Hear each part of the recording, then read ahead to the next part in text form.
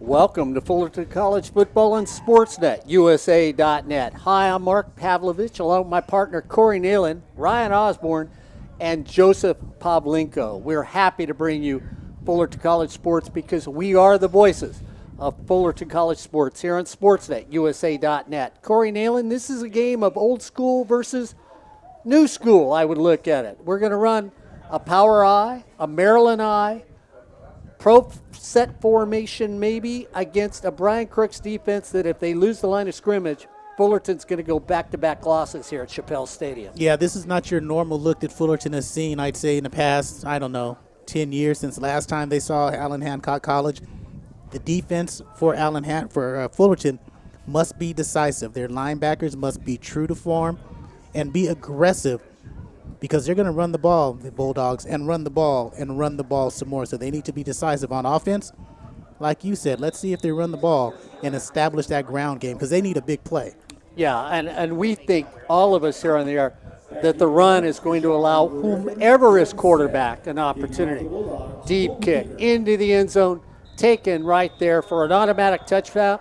So it'll be first down and 10 for the Hornets at the 25. Welcome to another exciting community college football game, and we can tell you from the coaches show, from wandering out to the field, Ryan Osborne and myself. Ryan Osborne, there were a lot of unhappy coaches when we went to practice this week. A lot of unhappy coaches, but if you want to look at today's game and find yourself an X factor, I got to go with Coach Phil Austin's squad, the defensive backs. Why, you ask?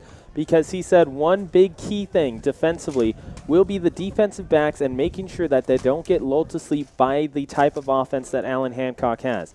Allan Hancock, as you guys mentioned, consistently runs it up the middle, so the defensive backs have to stay alert at all times just in case they send someone back that's in single coverage. Chandler Galban in at quarterback. Brandon Rankin's there. Galban looks back, throws it over at the fat. Kashawn Griffin gets it, takes it at the 30. They're going to give him a gain of 10 on the play. It's an automatic first down. Up front for the Hornets, Nathan Ramirez at center. Marcelo Saenz is your right guard. Daniel Medelis is the right tackle. Edward Barajas Contreras is the left guard, and Nick Siatanuu is the left tackle.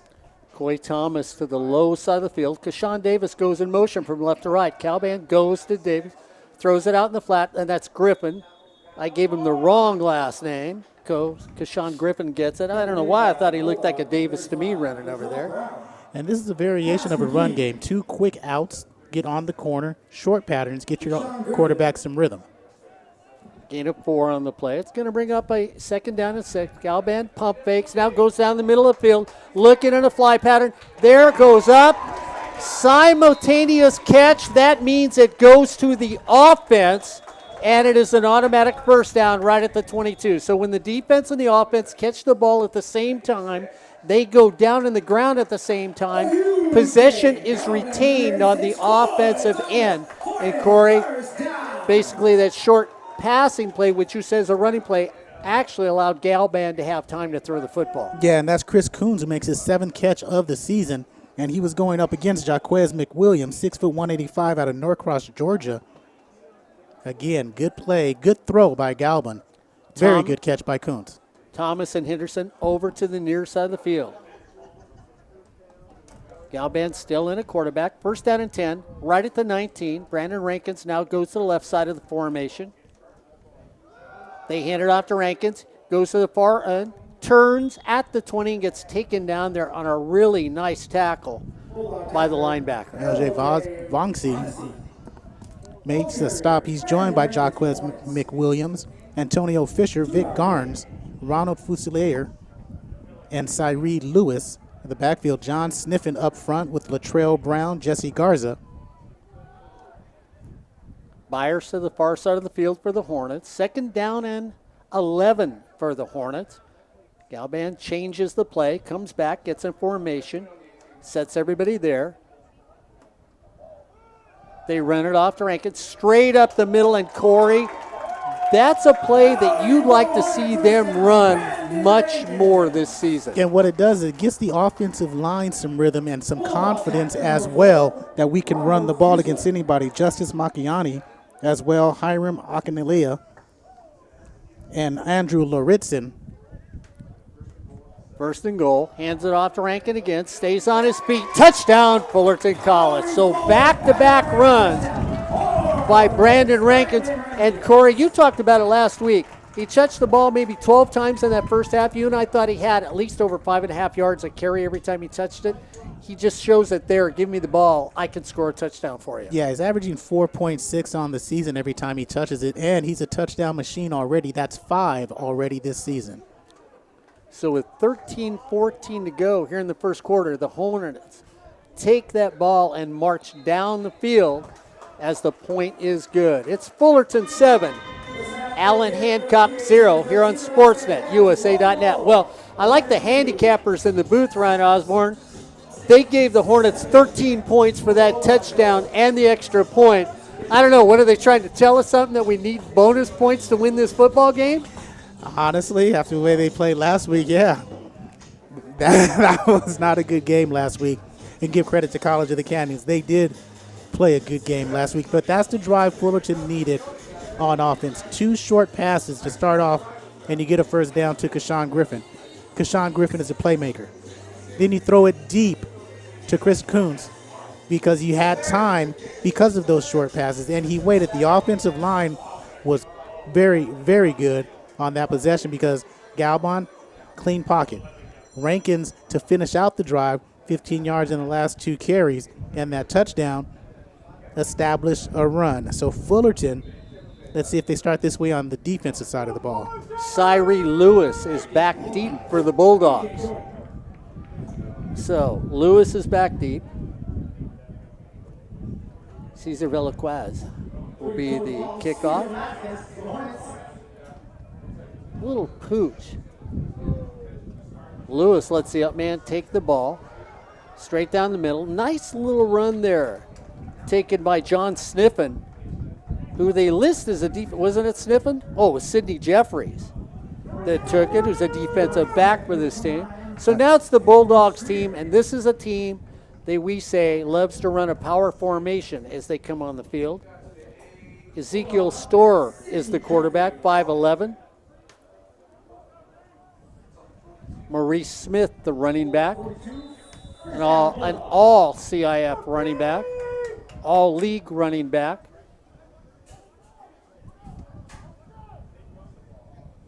I formation, power formation.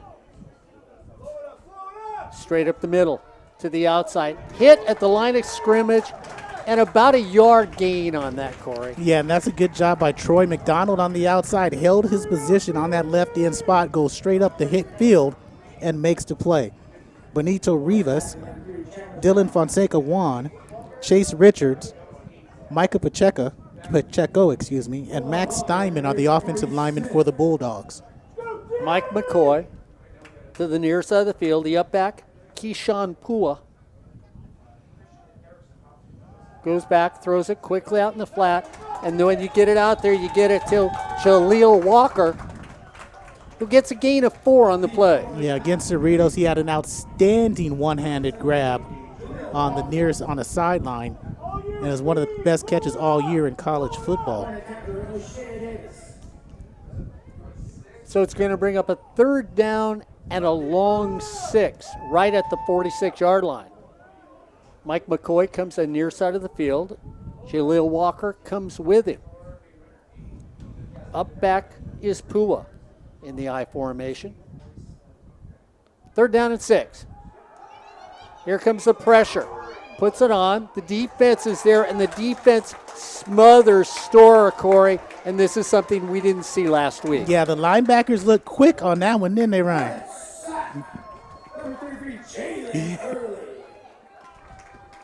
Jalen Early gets the sack, and that's the way the defense wanted to start. 3 and out. If I'm not mistaken, Corey, Mark, correct me if I'm wrong. Isn't that the first time Fullerton gets a sack in the first half this year? It is. It is. Kashawn Griffin back deep for the Hornets. He'll stand at the 18. Here comes the rush. Griffin backs up, back pedals. He takes it at the 5. Back pedals to the 3. Has the near side of the field. Looks for a block. He's at the 20. Turns upfield. Gets to the 28. And then there's all blue and white waiting for him right there. Nice return from where he started. 11 minutes exactly to go here in the first quarter. The Hornets are up by 7. And that was a 55-yard kick. A little bit more than 55 yards, but again, an excellent return by Keshawn Griffin. Chandler Galban comes back out at quarterback. Brandon Rankins in the backfield with him. Charles Byers goes to the far side of the field. One of the best hands on this receiving group for the Hornets is Byers. Throw anything near him, it's close. Rankins goes in motion from left to right. They come back to the other side of the field, look for Jordan Smith. Smith gets it, stays on his feet, turns across the 35. Going to mark him down at the 37. So Smith catches that one. 6 foot tall, 188 pounds out of Louisiana.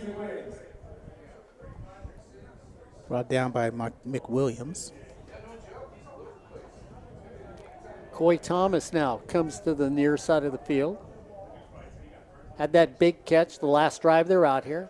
Galban, empty backfield. Looks, has time, middle of the field, goes right there, and once again he goes to Coy Thomas, who breaks the tackle and gets all the way down to the 20-yard line. So Coy Thomas has been the one right now. What? Flag on the field. Going to be holding against the Hornets, so we're going to move it back, and so that pass play is negated.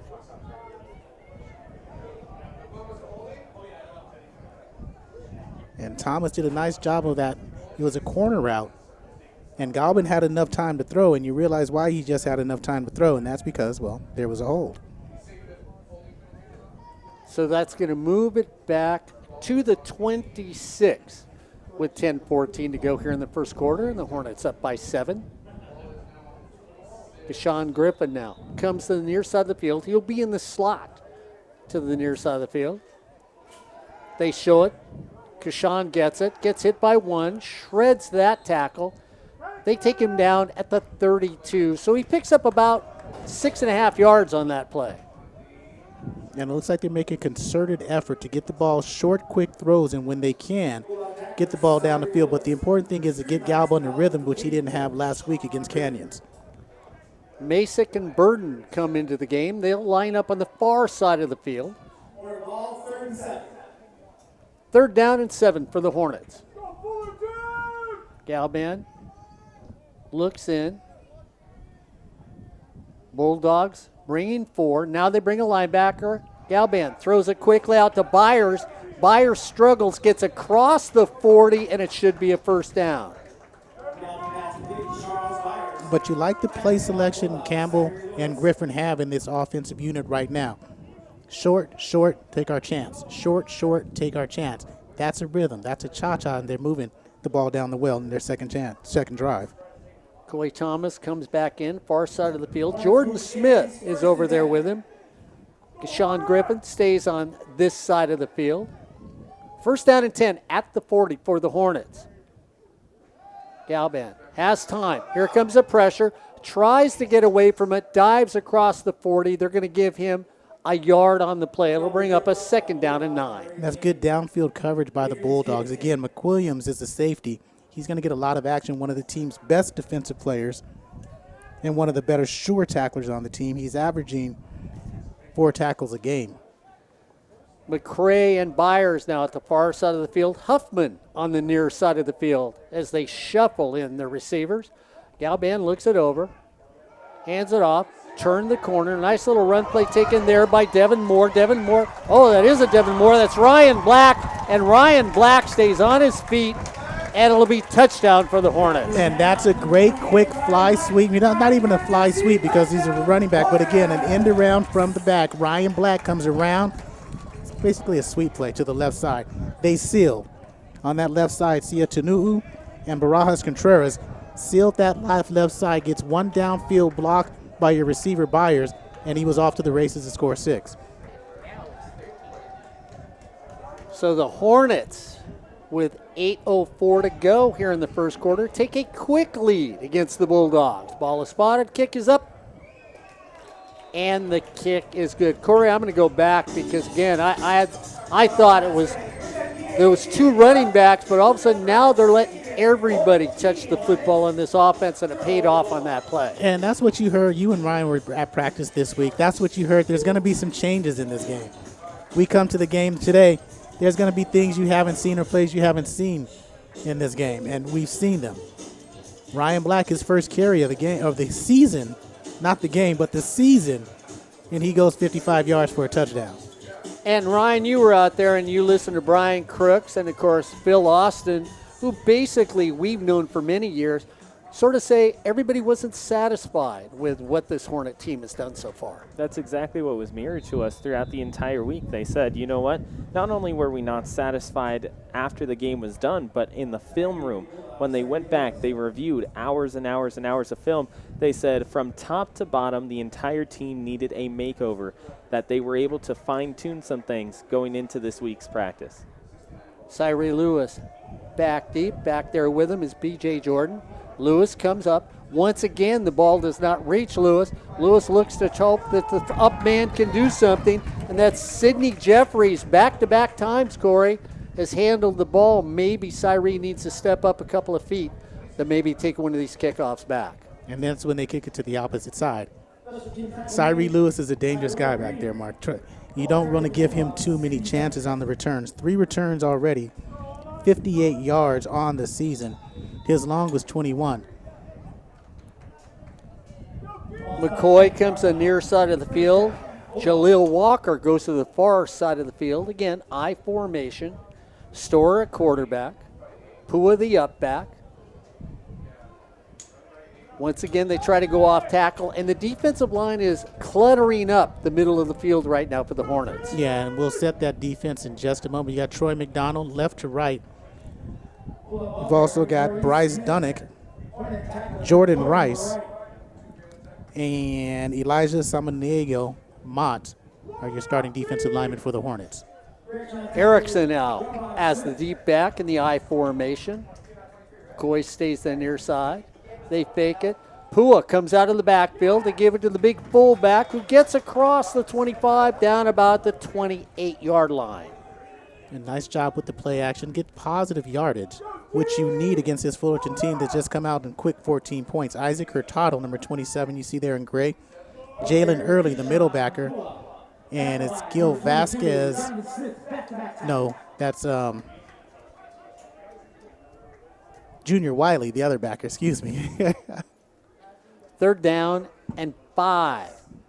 Quick, throwing over in the flat. Easy to Jaleel Walker, who walks straight up the field. And you love the way this young man runs when he catches the ball, Corey. He knows where the stick is at, and he gets where he needs to go as a Bulldog to get a first down. Yeah, he's not a small man out there. 6'3", 195, Cesar Chavez High School in Arizona. And his other wide receiver mate, Mike McCoy, he also had a one-handed catch last week against Cerritos, and it's also one of the best plays of the year. So McCoy comes to the near side of the field. Stacked with him is Walker. Tight formation on the far side of the field. Pua is the up back. Storer ex quarterback. 1st down and 10 for the Bulldogs at the 35. Storer goes back. Look, here comes the pressure. Throws the middle of the field. Goes to McCoy. McCoy goes up, gets it, drops the football. And let's see if they call that a turnover. It is. And the Hornets come away. And my 2 partners basically said there'll be 2 turnovers in this game. Ryan Osborne said a fumble on 1. So that's the first turnover. You called it, Ryan. You said there'd be at least 1 in this game for the Bulldogs. And it looked like it was Wright who comes in right at the end. He not only goes for the tackle, but he realizes that the receiver, once he gets it, is stuck looking upfield. He doesn't take a look at where all the defenders are behind him, so he punches it out from behind. Yeah, and if you had a replay, that play should not have happened actually, because O'Shea Davis got away with a blatant hold of Mike McCoy before he caught the ball. But again, let's see if the Hornets can make this turnover into something positive. Trey Edwards now in at quarterback for the Hornets. 1st down and 10 at the 49. Edwards goes back. Nobody's open. Edwards decides to do what Corey Neyland said do. Young man, if there's nothing there, take off running and make them catch you from behind. 1st down Hornets. Yeah, act, don't react, and that's what Trey Edwards does in his first possession or first carry, first throw, first play of the ball game. So it moves the sticks. Here with 5:23 to go in the first quarter. The Hornets up by 14. And Mark Chandler Brown has already got 1 interception and now 1 fumble recovery on the season. Brandon Rankins in the backfield with Trey Edwards. Sean Griffin in the slot. They throw it over the flat. Taken over there. Gain of about 5 as Kuntz once again catches it, moves it up the field. They're going to give him a gain of 7 on the play. That's his second catch of the game. And he's a nice wide receiver on the outside. 6 feet out of La Habra High School. Pedigree, La Habra Highlanders, one of the better football programs in Southern California. Thomas and Griffin to the near side of the field. They hand it off to Brandon Rankins. He sort of, well, maybe groundhogs his way to the first down, goes down low, gets underneath those big defensive linemen. We'll see if they give him the first down, and they do. Athletic, big running back for the Hornets. Yeah, prolific running back coming out of Aquinas High School in San Bernardino. All kinds of records. First down and 10 at the 25. Trey Edwards looks things over. Hornets offense is clicking. Well, if you can't stop him, let him keep running. Brandon Rankins gets hit high. Corey Neyland should go down, but then has enough balance to stay on his feet and get a gain of 3 on the play. Yeah, when he left high school as a senior, he was the all-county or all-time county leading rusher in history. Since then, that's been broken. Byers over here to the near side of the field. Love that young man as a receiver. Trey Edwards rolls out the direction. Nobody's going to pick him up, and Trey cuts back, has nothing but touchdown in front of him, and the Hornets are on the board again. Okay, I'm going to go directly to you because we talked a lot about losing last week, and you said what Trey did when he got in there was hesitant when the hole opened. Today, he has been very reactive when the defense has given him something. Yeah, and I wouldn't even say reactive. He's been active. He's been the protagonist in that. He's been making these happen because there was no hesitation. That was a design rollout. That was another one read, not there, you take off. And it helps when you have Brandon Rankins leading the way and taking out the linebacker so you can run free. So Trey Edwards gets in the end zone. The kick is up, and the kick is good with 3:47 to go. It's the Hornets 21, the Bulldogs 0 here on Sportsnet, USA.net. Well, Ryan Osborne, I got to get your 2 cents in. We've been in a practice, frustration from College of the Canyons. You look at just the first quarter. So I'm going to ask you, you've been around for 9 years here at Fullerton. What's the difference from last week to this week? Well, I think it kind of goes back to what Corey was talking about, the decisiveness. It's added to that. You look at these guys, it's seeing them walk up to the line of scrimmage without kind of turning their head saying, oh, am I going to have to worry about this guy? Am I going to have to worry about that linebacker coming off the left side?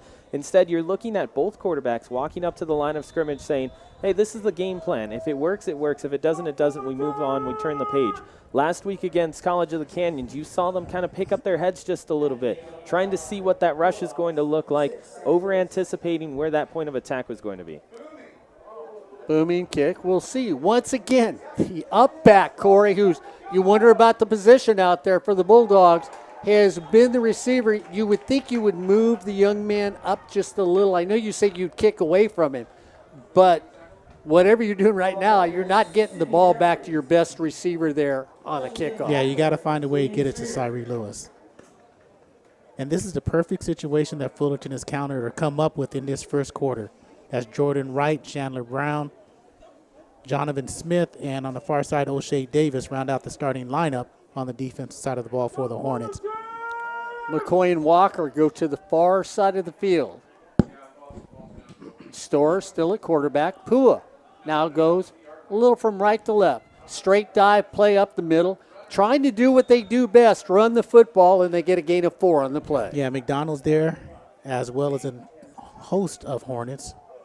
Jonathan Smith comes up from his safety position, and in the middle, I believe that's Sean Morris and Makai Smith now in the ball game for Dunnick and Mott.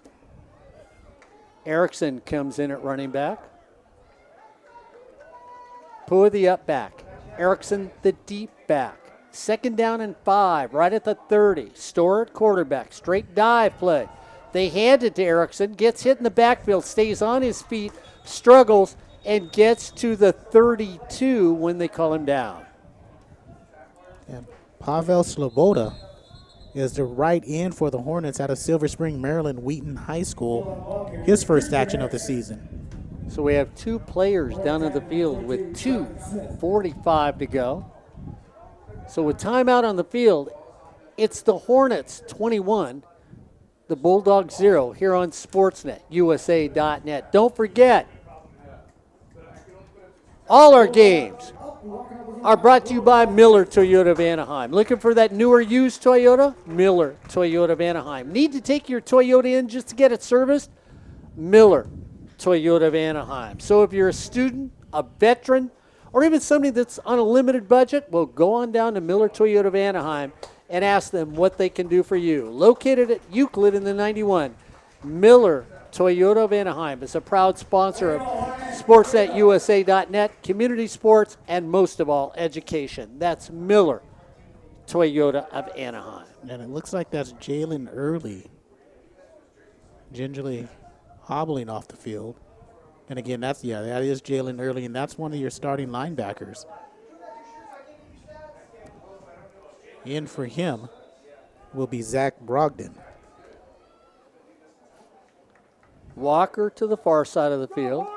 McCoy to the near side of the field. Thomas, the deep back in the I formation. Pua, the up back. 3rd down and 4 at the 32. Storer looks things over, checks the play.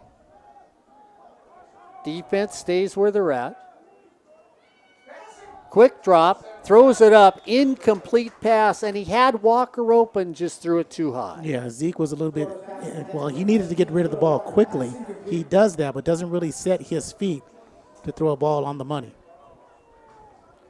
So Kashawn Griffin goes back deep for the Hornets. They're up by 21. We're here in the first quarter.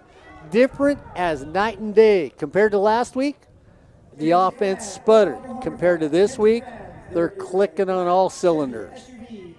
They probably went to Miller Toyota of Anaheim and got a tune-up. Here it is, end over end. Griffin's going to track it down. He takes it at the 25. Dips in, cuts up, gets taken down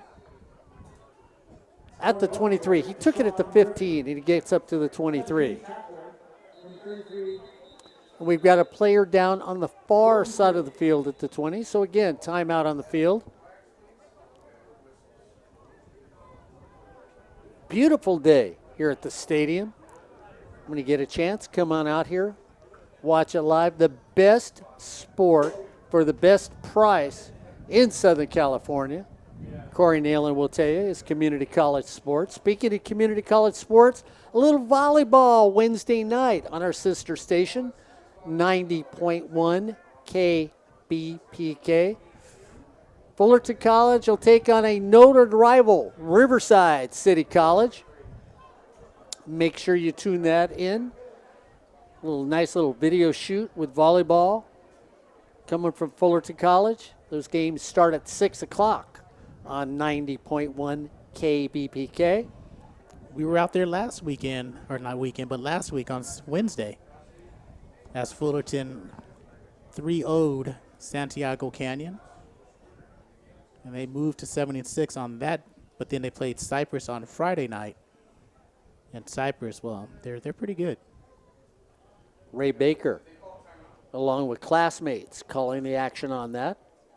Joe, Ryan, Corey, and myself, we're out there for volleyball, watching a very talented team play for Coach Megan Tomacic. Thank you.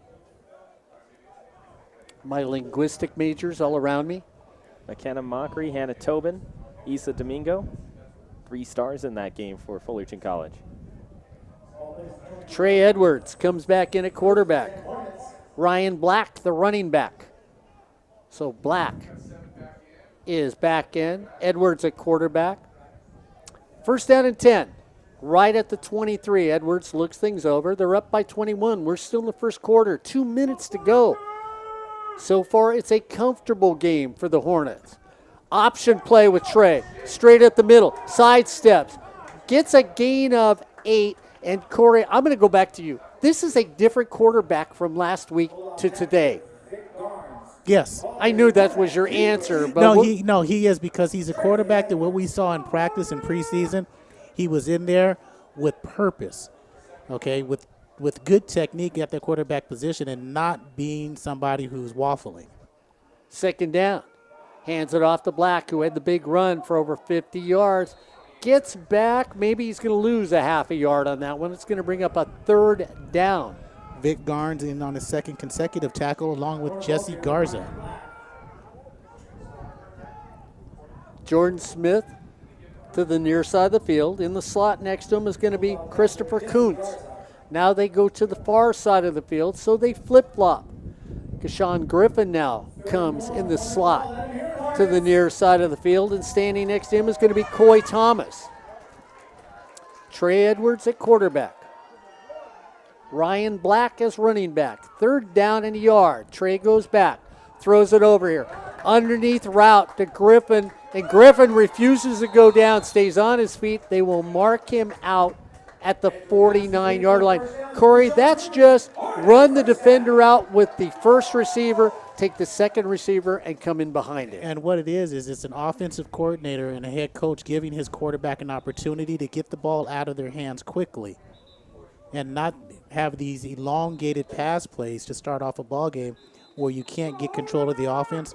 They've got control of the offense right here. First down and 10 at the 49. Brandon Rankins now comes in at running back. Edwards goes back, throws a delayed screen, taken easily by Jordan Smith. Jordan Smith refuses to go down, stays on his feet across the 45.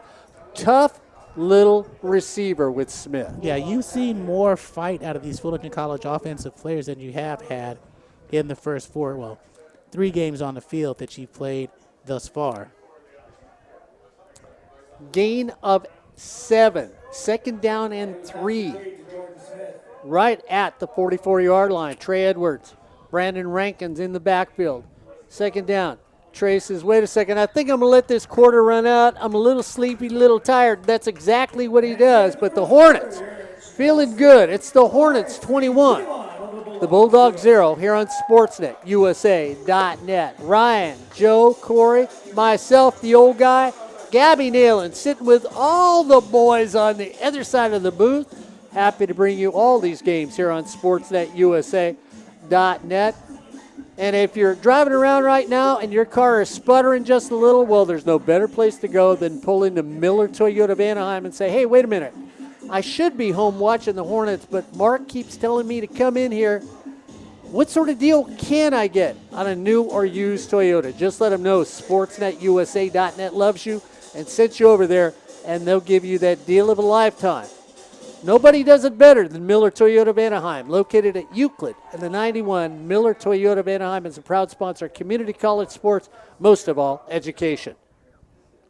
Scores around the CCCAA. Santa Barbara 43-7 winners over LA Harbor.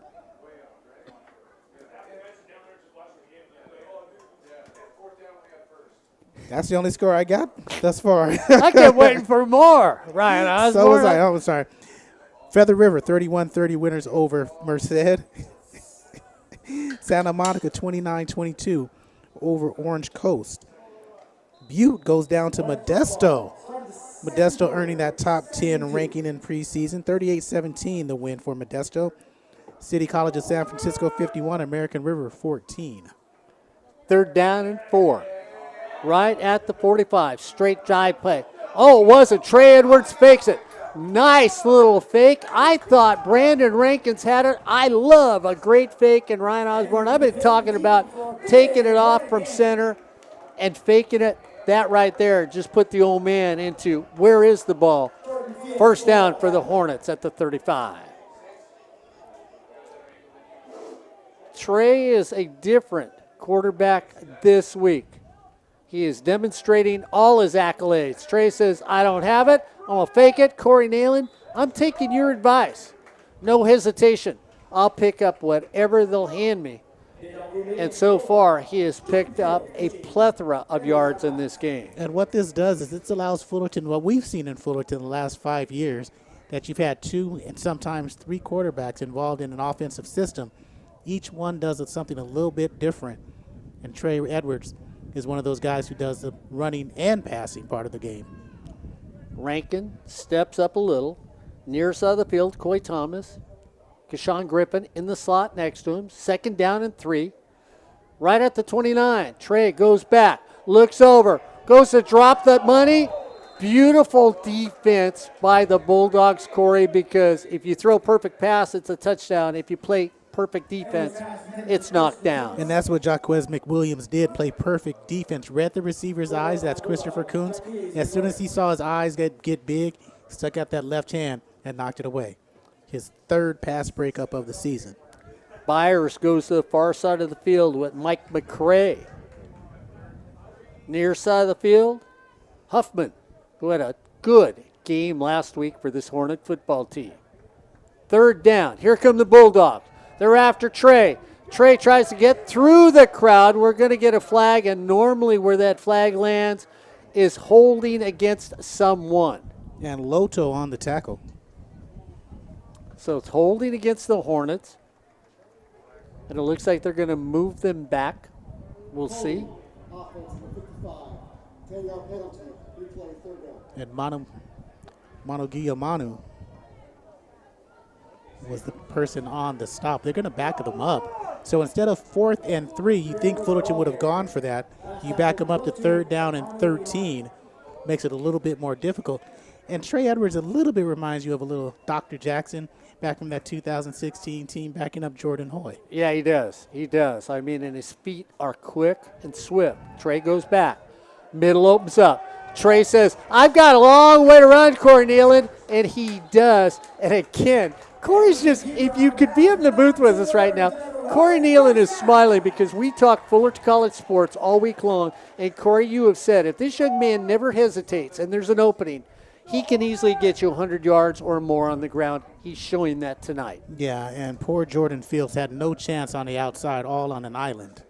Matt Blackney now comes in the game at quarterback. So Blackney under center, I formation for the Hornets. Brandon Rankins takes it straight up the middle, shreds a tackle, stays on his feet. They're going to get him down at the 14. Blackney out of Loera High School in Anaheim, California. Ryan Black is the up back. Brandon Rankins the deep back. They hand it off to Rankins. Little high handoff. Rankins holds on to it. It's going to bring up a 3rd down and 1.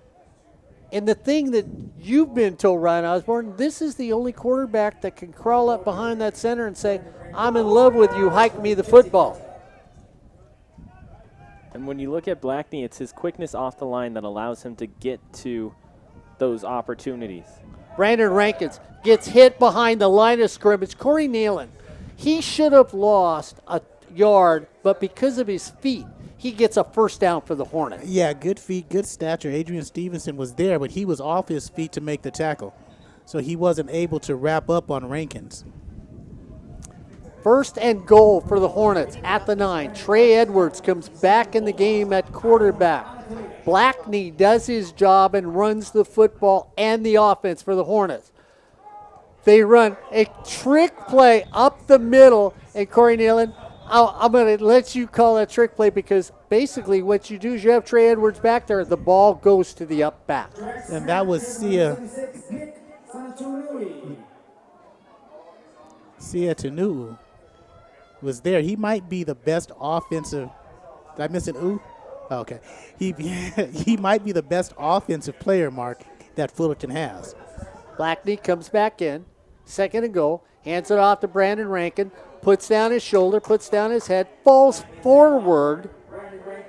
And they're going to take Brandon, let's see, they're going to take that all the way down, and Rankins gets to the 4.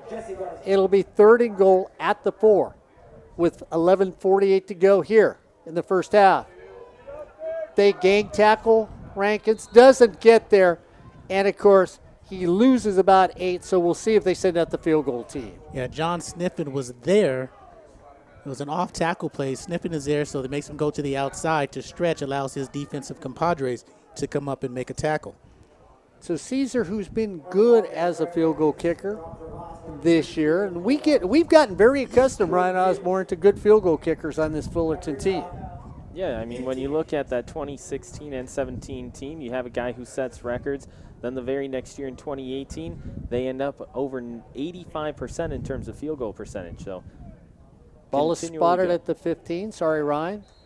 Add 10. The kick is up, and the kick is good. So with 10:55 to go, it's now the Hornets 24, the Bulldogs 0 here on sports.usa.net. And I'm going to go back to you, Ryan, just for a second. We talked about a team that you have seen, that Corey Neyland has seen in the past, that had all the aspects of winning it. We saw that last week, College of the Canyons, 15 points on field goals. If you're going to be a champion in this conference, you need to have every aspect. Yeah, and especially when you mentioned Ty Morrison from last week, 5 of 5 on field goals.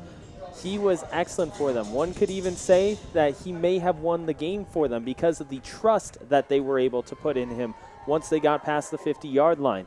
It didn't give them that level of pressure. Hey, we have to get it into the end zone, because they knew, you know what, we just have to get it to a certain spot. Ty's got it from there. If you're Fullerton College, knowing that you have someone who can boot you a field goal when you really need it and you get some yardage, it takes pressure off your offense, knowing that, hey, if we're not able to get it into the end zone, at least we know we can put points on the board. Big kick. Backpedaling is Lewis. Has to go down on his knees that time for a touchback.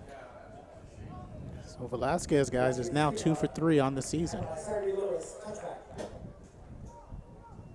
So the Hornets, with 10:55 to go, it's 24-0 for the Bulldogs. And Corey, now this is a running football team. Do you stay with what you've got? You're down by 24, or do you need to start opening it up if you're the Bulldog team? You got to keep doing what you're doing, run the ball, but you are going to have to get get Walker and McCoy involved in the ball game, because they are two outstanding receivers. Store under center. Tries a dive play again. Closes the middle up very much, and the Hornets front have been excellent tacklers in this game. Yeah, and it's hard to catch up with an offense such as this. A lot of those back in the day, a lot of those Big 8 teams, but this team kind of reminds you of College of San Mateo, where they have 2 good receivers, a good running back, and a pretty good quarterback, and an offensive line who moves the ball. But again, if they get behind, which Brian Crooks told us, that's where we want them. Store in a shotgun. Christensen standing back next to him. Pua comes up the line of scrimmage. Looking for the block. They get it. Going down. McCoy fighting. Hand checking. Ball knocked out of bounds. Very nice coverage against McCoy. O'Shea Davis, who got the start today, making the most of his first pass breakup of the season. He and Jordan Wright smack hands on the right side, the near side of the field. Jonathan Smith still in there with Chandler Brown. Zach Brogdon is your middle backer. Marcellus Gaines is another backer, and we'll set the rest of that defense in just a moment. Walker to the far side of the field. McCoy to the near side of the field. Thomas, deep set back. Pua, the up back, and the eye. Store looks. Pua trying to throw a block. Store flings it down there, and it's out of bounds.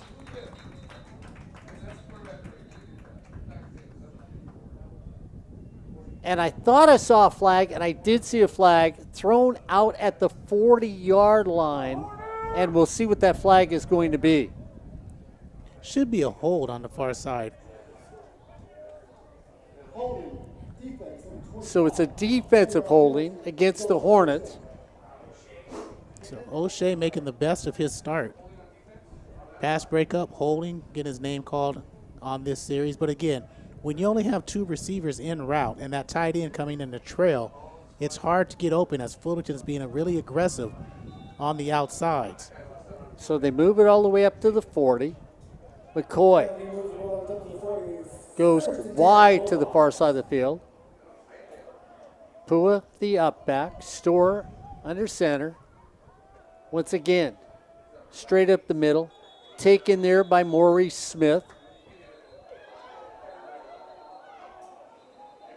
So Hornets, new defensive front as well. Sean Morris, big number 98. 5'2", you see there on the near side is Zion Marshall. Also in the ball game is Dimitri Hernandez, Makai Smith, and Pavel Sloboda. Christian Erickson comes back in at running back. Pua the up back. Storer at quarterback. Again, they put McCoy out wide to the right. 1-on-1 there. 2nd down and 10. Storer goes over, looks for McCoy. McCoy just gets in front of the defender, beats him on the play. A flag comes out at the 49-yard line. We'll see what the flag was, but I thought it was an excellent offensive route by McCoy. Yeah, he's an excellent receiver out there. And he's not a small guy, 5'11", 195, but he's very strong. So he makes that cut in front of O'Shea Davis. O'Shea Davis was up.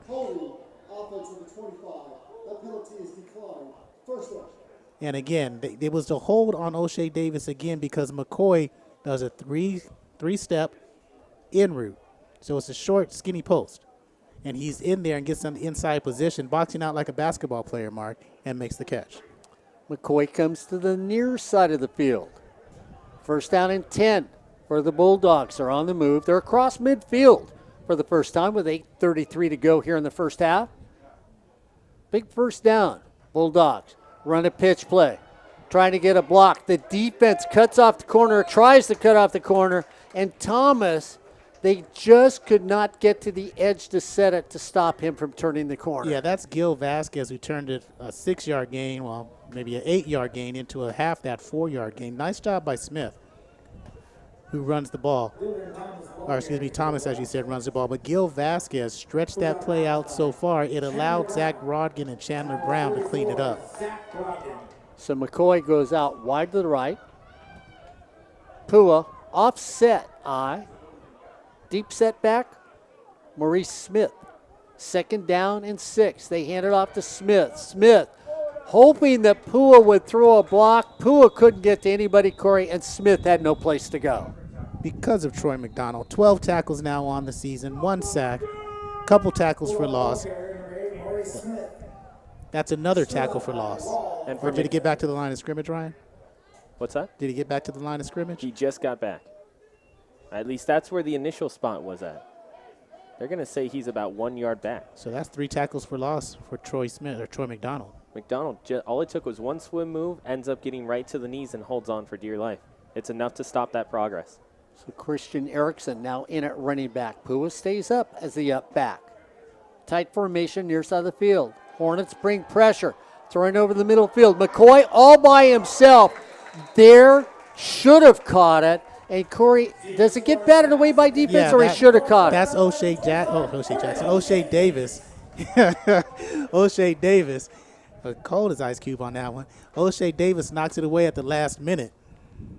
And he comes up. But again, Mike McCoy got a step on him. But again, Zeke Storer a little bit too late with the throw. He's got to let that one go a little bit more and actually fling it, because that was 6 points. So the Bulldogs just don't pick up the bone and get it back to the bowl. They leave it sitting there, and the Hornets said, well, if you don't want it, we'll take it. Thinker comes in to punt the ball away. We get a whistle. Delay a game against the Bulldogs. And guys, Thieker is one of the best punters in the state.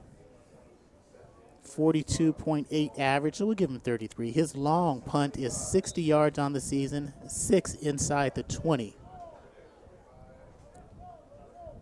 So Thinker will stand at the 40. Kashawn Griffin will walk up, stand about at the 10. Waiting for him to break one this year. No pressure. Beautiful spiral. It's going to hit and bounce into the end zone. So with 6:45 to go and a touchback on that punt, it's the Hornets 24, the Bulldogs 0 here on Sportsnet, USA.net. Volleyball right around the corner on 90.1 KBPK. That'll be video. The Hornets take on Riverside. Then if you just don't have anything to do on a Friday night, well, you might as well tune in to 90.1 KBPK. Little Fullerton High School football on SportsNetUSA.net. And if you're really saying, well, I need more, the Coaches Show on 90.1 KBPK. First down and 10 for the Hornets. At the 20, Galban back in at quarterback. Looks for the sweep, the outside, taken right there. And once again, running backs chaining around. Nice little run taken there by Garnet Davis out of St. Mary's for the Hornets, out of San Antonio, Texas. So again, they're using their running game. Garnett Davis, Ryan Black, and they joined by Brandon Rankins, the lead pack. First down and 10 for the Hornets at the 31. Galban now has lots of time. He's going to run it himself. Cuts the outside, tries to. We get a flag on the backside of the play. Usually that's holding on the play. We'll see what the official calls. It's either going to go against Garnett Davis or Marcelo Saenz. One of them, or actually both of them, had a jersey. So 6:10 to go here in the first half, and it's been all Fullerton College Hornets. The Bulldogs looked like they had an opportunity. Corey said they would have had 7 if the ball would have just been thrown a little quicker. But the Hornet defense has stepped up, and Brian Crooks, Ryan Osborne, I guess he got into your linebackers' ears? He did indeed, especially with the way that they have been able to get into the backfield throughout the entirety of this first half. You're seeing them, as soon as that blitz is called, they're coming right off the edge. They're not waiting a half step. That's what we saw against College of the Canyons. 3 of them took 1 step, waited for it, and then moved forward. Not seeing that today.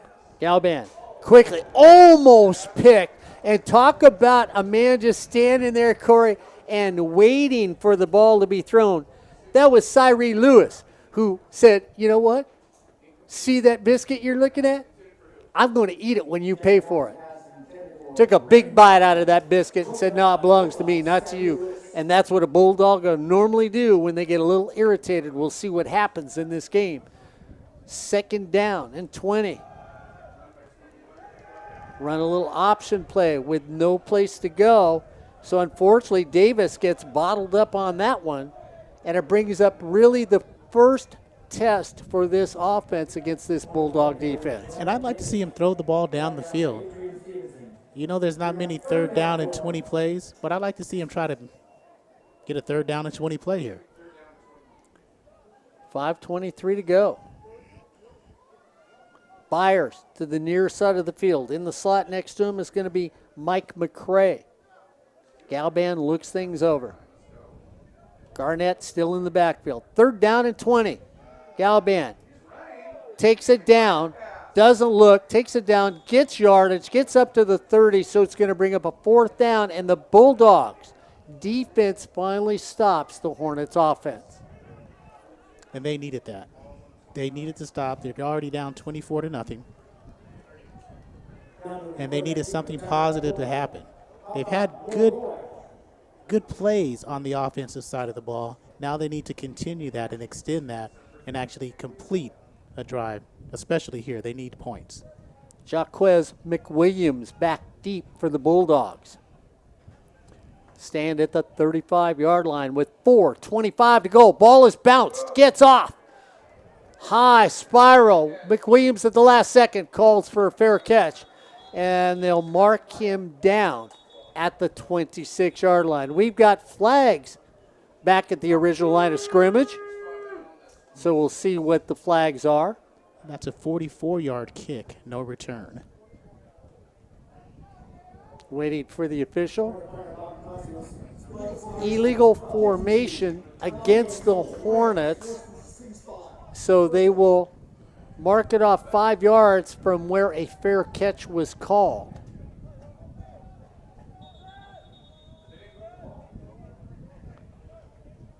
And I think the Bulldogs are basically saying, no. You know what we'd like to do? We'd like to, go throw the bone again. I'll bring it back to the owner. Fling it out there. Let me go get it. Any good Bulldog would do that. You guys know that, don't you? Bulldogs don't sit on the couch and watch TV. Then we could never get a Bulldog in my house.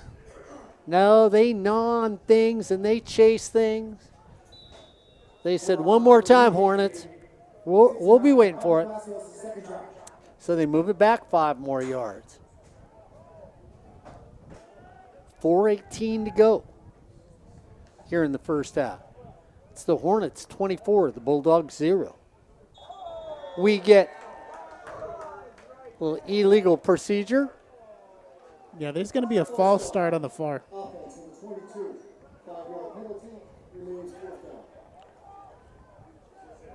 So they're going to move it back one more time. Hornets going backwards on this one. Let's step it up.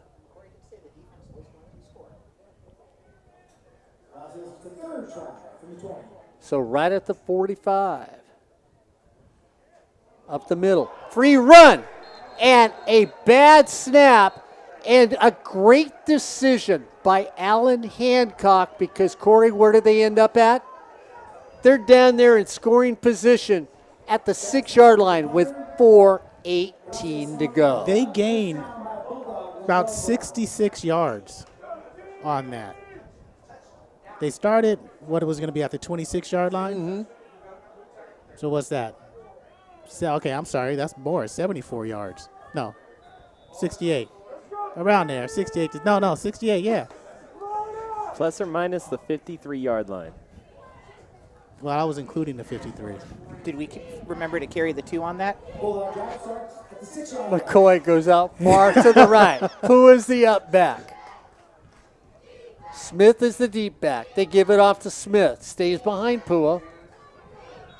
Gets a gain of about 3. And when you look at that up back, Keshawn Pua, normally a linebacker, 6'1", 230-pounder. That's your up back in the I formation, Ryan Osborne. Then you put a running back like Maurice Smith behind him, 5'11", 195. And you look at Smith, who's already averages 79 yards a game. Erickson comes in the game now with Pua the up back. Offset eye this time for the Bulldogs. 2nd and goal.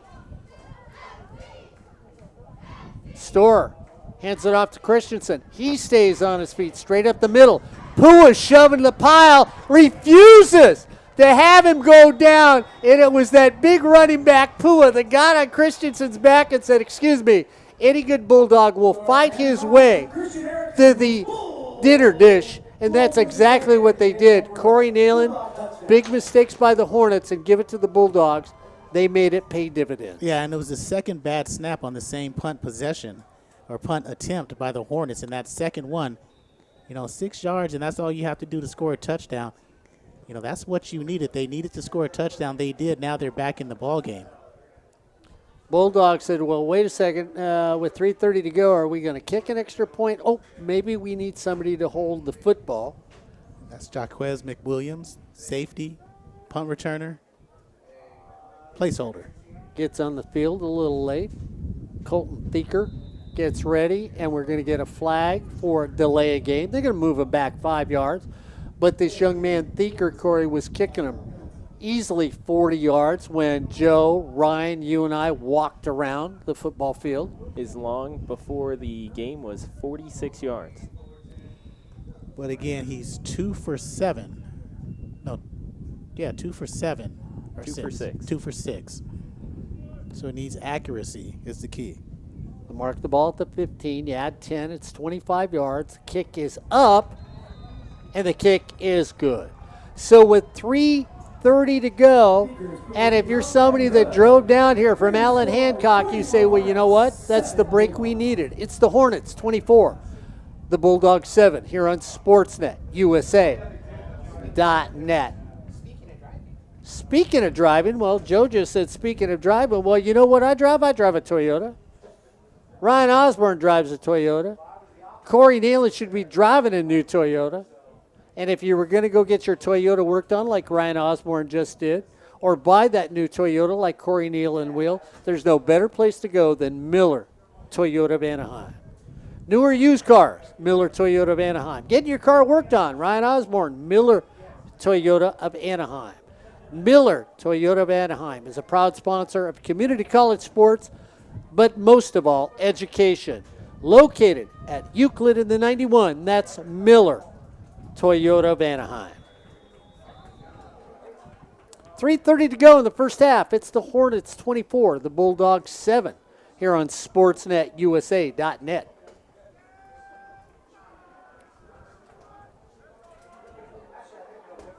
Thieker comes in to kick it off. Kashawn Griffin back deep. Thieker. Griffin says, I'm going to take this one at the 2. Kashawn looks for a block. Cuts through, stays on his feet. Across the 20, gets taken down at the 21. Touchdown saving tackle. Based on what Kashawn Griffin, Antonio Fisher makes its tackle. But if he gets past Antonio Fisher, he's gone because only Thieker is left. And as we saw the record holder of Fullerton College returning kicks, that would have been 6. Speaking of 6, 63-37 was the win for Sierra over San Joaquin Delta. Eek, that's a lot of points. Speaking of 6, Galban is back in at quarterback here on SportsNetUSA.net. Goes back, looks for time across the middle. Kashawn Griffin says, hey, I'll go downfield, Corey Neyland. I'll do a little crossing pattern. And I'm down at the 42. Great blocking up front to give him time to throw the football. The pocket was clean and U-shaped, and he steps into that throw, and you can see the arm that Galvin has when he has time. First down and 10, right at the 43. Hornets are moving before the end of this half. Galban goes back, still has time again, rolls out, feels pressure, takes off running, gain of 4 on the play. Athletic ability flourishes for them on the field. Manu Guillamanu on the stop along with Vongsi. Coy Thomas to the near side of the field. Griffin in the slot. Charles Byers to the far side of the field. Second down and 6. Galban looks over, bobbles it, throws it up, and throws it away. Incomplete pass. And talk about, I'm not sure who did what. Were you there? I don't know. Maybe I was. I mean, that's what the play looked like. And the officials now are throwing a flag, and they're going to say intentional grounding.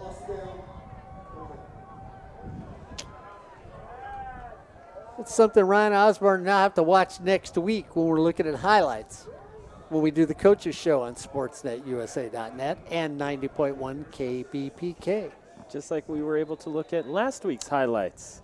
And saw a phantom touchdown that was never called. Well, it wasn't a phantom touchdown. It was a real touchdown. It was a phantom no touchdown by the officials.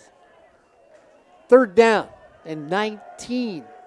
Galban goes back. Looks, throws it over in the flat.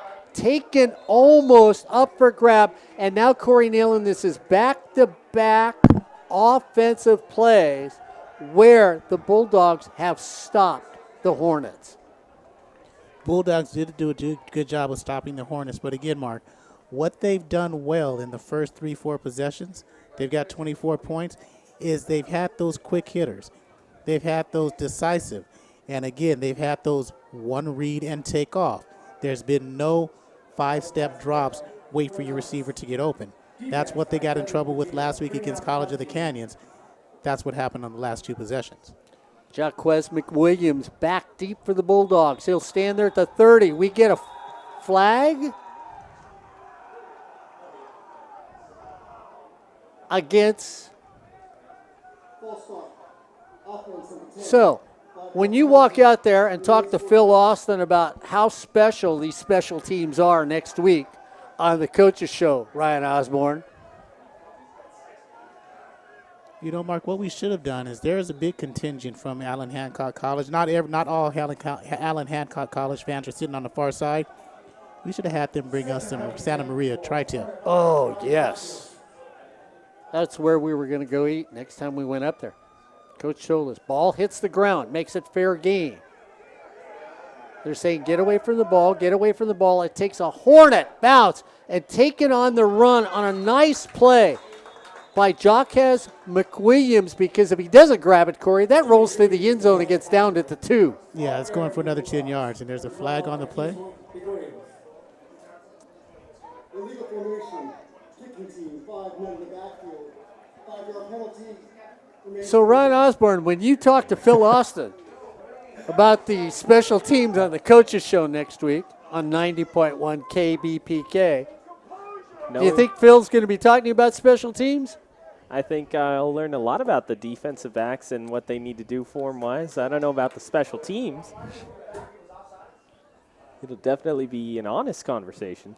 That's the one thing about Phil is that every time I've gone to talk to him, especially this week, he told me how he felt his defensive backs did, what grade he would give them. Last week, what did they tell him? B- to B, because he said, we gave up yardage that we shouldn't have. We had a couple of missed tackles that shouldn't have happened that led to first downs. So that's why he gives the B- or the B. Jaquez McWilliams backs up to the 30, stays on his feet. They won't let go of him, tries to get away, and this time, no flags on the field. The play will stand. It'll be first down and 10 at the 30 with 1:53 to go here in the first half for the Bulldogs, with the Hornets over the Bulldogs, 24-7 here on Sportsnet.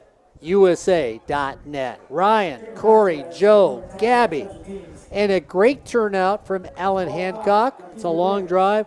And you know what, guys? Corey Neyland, nice turnout by the Hornet fans today. We've got a crowd out here, which is nice to see at Shapell Stadium. First and 10 for the Bulldogs at the 30. Store at quarterback. Two drop. Throws it up. Nice pick and grab taken out of the air by Smith. Janovan Smith takes that out of the air. Ooh.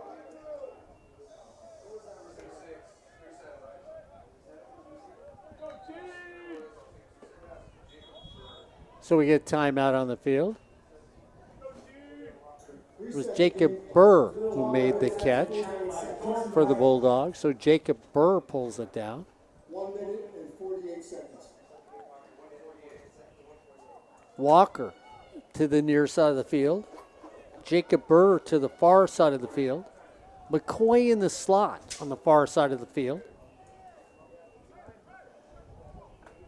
Thomas, the deep set running back. And then Erickson will be the up back. So Erickson and Thomas in the backfield as we're setting the clock properly. So now we're at 10 minutes. We're trying to wind the clock down. 24-7 here in the first half. A little clock mismanagement going on, finally taken down. Store at quarterback. Erickson, the up back. Thomas, the deep set back.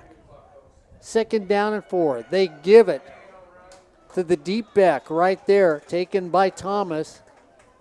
He gets back to the original line of scrimmage, so it's going to bring up a third down and 3 right at the 37. And I believe that was Sean Morris with the stop. George Silva, it could have been. Does he look 6'7" to you? Yeah, everybody Okay. everybody looks 6'7" to me, though. So Then that Sean Morris George Silva combination made the tackle. No, that Sean Morris made the stop. McCoy to the far side of the field. Smith, the deep set back. The Hornets look like they're going to blitz. Store checks out of it. Walker to the near side of the field, and we get timeout on the field. So with timeout on the field and 1:02 left here in the first half, it's the Hornets 24, the Bulldogs 7 here on Sportsnet, USA.net. Volleyball next Wednesday night. The Hornets take on Riverside. The Riverside Tigers. There's no love between those two schools whatsoever, so that should be a very interesting volleyball game here on 90.1 KBPK. And then, well, we're going to go back to the simpler days and time.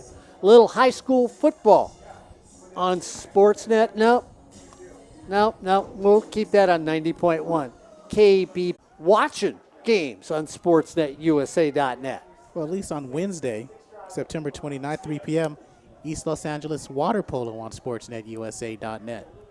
There we go. Third down and 3 for the Bulldogs. Store hands it off on a delay, and the defense is all over Maurice Smith.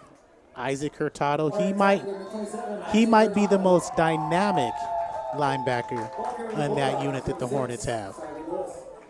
And speaking of SportsNetUSA.net, Mark, Rustler football next Saturday, 1 p.m. Golden West versus Long Beach.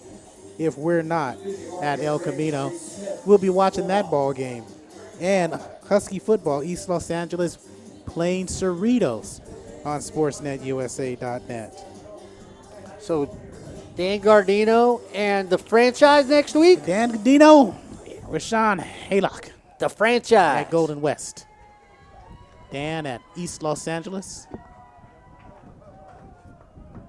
The franchise and Magic Matt on SportsNetUSA.net. Sort of makes y'all tingly, doesn't it, Ryan Osborne? Yes, indeed. Is that like 10-speed and brown shoe?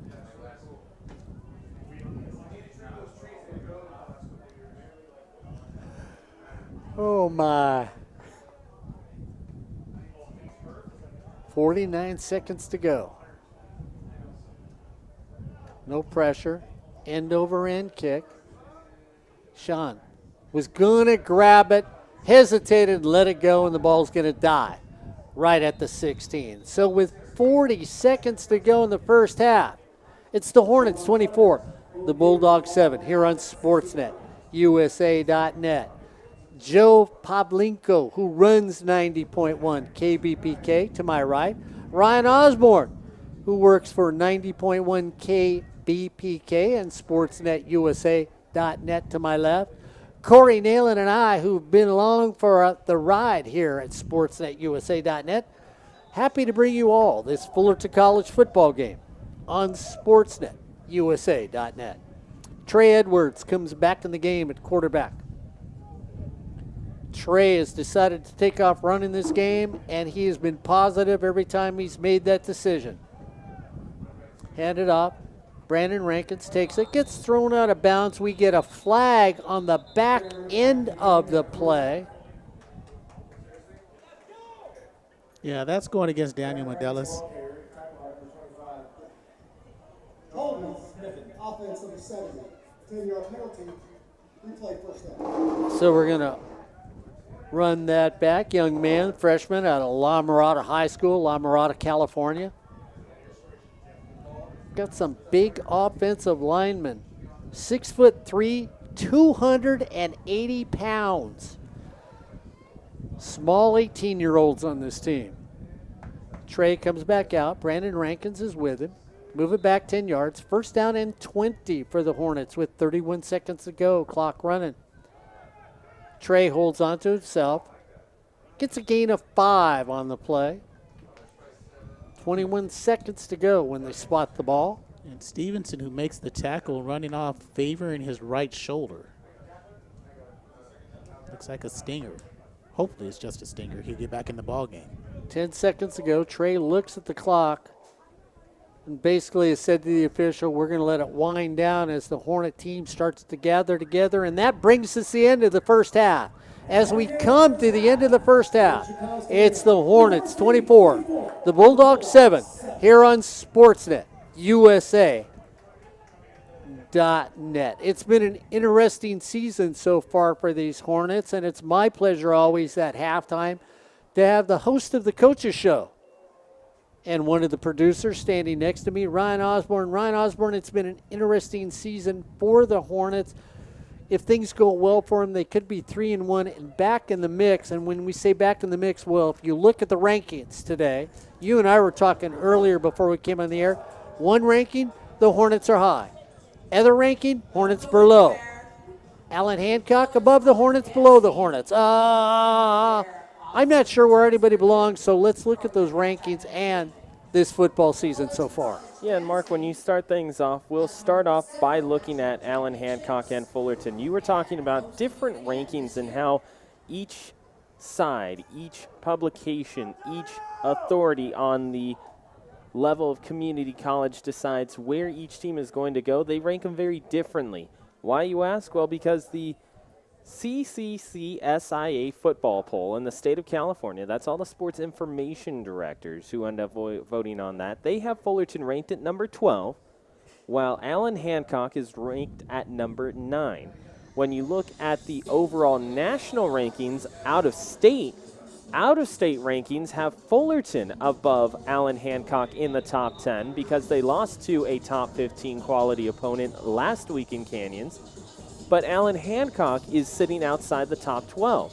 So both of those two teams kind of trading places with one another depending on which publication you end up looking at. Again, the State of California Sports Information Poll says that they are ranked number 9 for Allan Hancock and number 12 for Fullerton. When you look at the coaches poll, however, Fullerton is sitting at 8 with Allan Hancock at number 11. So, out of state mark, the coaches in state both rank Fullerton higher due to strength of schedule, who they've already played and who they are going to play. And then Allan Hancock is below them, but the sports information directors end up ranking Fullerton much lower. And Ryan, when you look at the top 5, I think it's sort of interesting in either poll that you look at, because Riverside's unanimous in both polls as the number 1 team in the nation right now. But then you look at College of San Mateo in the one poll is ranked at number 2. Then you look over on another poll, they're ranked at number 3. San Francisco is sitting there at number 4. So they don't move in either poll. Ventura is, to me, the biggest mind blower because they're 2 in one poll, but then they dropped to 4 in another poll. And then it's sort of consistent as you go down the polls, but a little in the top 5, it's a hiccup on who's actually number 1. And what you're seeing with Riverside City College getting that number 1 spot now, for the most part through the first 3 weeks of the season, they were ranked number 2 in the polls, right behind College of San Mateo. However, it's about how well both teams have won. College of San Mateo last week had a quality opponent, just got past them by 1 score. On the other side, for Riverside City College, they have blown out each of their first 3 teams that they have placed in or played, including Long Beach City, who was ranked in the top 15 at the time that they played them. So everyone in the state of California boosting up Riverside City College because they played a quality opponent and had a quality win. In fact, if I remember correctly, they put up over 50 points over top of Long Beach City College at the time. When you look at the rest of the top 5 in the state of California, as you mentioned, Mark, the Sports Information Director poll, College of San Mateo at number 2, College of San Francisco at number 3, and then Ventura and College of the Canyons. On the other side, Ventura is 2, College of the San Mateo is number 3, with number 4 being San Francisco. One thing that's kind of interesting, if you want to tie it back to Fullerton College, when you look at the win for College of the Canyons over top of Fullerton, it's funny because all the sports information director polls that we've seen rank Fullerton so low, but yet when a team like College of the Canyons beats them, they weigh it more heavily than they would if they beat someone else. Yeah, it's going to be interesting as the season continues because, Ryan, I mean, the big thing's going to come down to who wins their conferences, their different divisions. I mean, we can look at those, and who's sitting where with everything right now. And that'll tell you where they might be. I mean, if you look in the American Pacific League standings, right now, Moore Park is on top in that one. When you look at the Mountain League standings, it's Pasadena City College. It's on top of that one. You look at the Metro League standings, it's Citrus on top of that one. Then you go to the national side, which really counts. Fullerton's on top so far in their conference. No conference play has taken place. Central, it's Riverside with Mount Sac at number 2. Of course, Mount Sac's only played 1 game so far. And then you get to the national division for here with the National Northern League. It's Allan Hancock, Bakersfield, Canyons, and Ventura.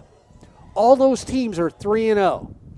So when you look at the standings and where we may go down the road, one of those teams may come out of there undefeated.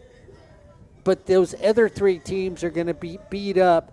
And so when you look at the way things stand right now, it could really be topsy-turvy when it comes time for at least the state championship. And those competitors will have an opportunity to take each other on. Hopefully Fullerton will be one of them here on SportsNetUSA.net. And that's one of the things that you and I have looked at over at least the 9 years that I've been here, you guys for 18. When you look at how things kind of play out, it's not like you would think of in terms of quote-unquote professional sports or the NCAA, where you say, oh, okay, so if you're looking at seeding, this conference, if you win your conference here, you're good to go with an automatic bid. That's not the case in Southern California. You have to be consistently one of the top teams in the entire state. Those state rankings do end up mattering because it gets you better positioning towards the end of the season.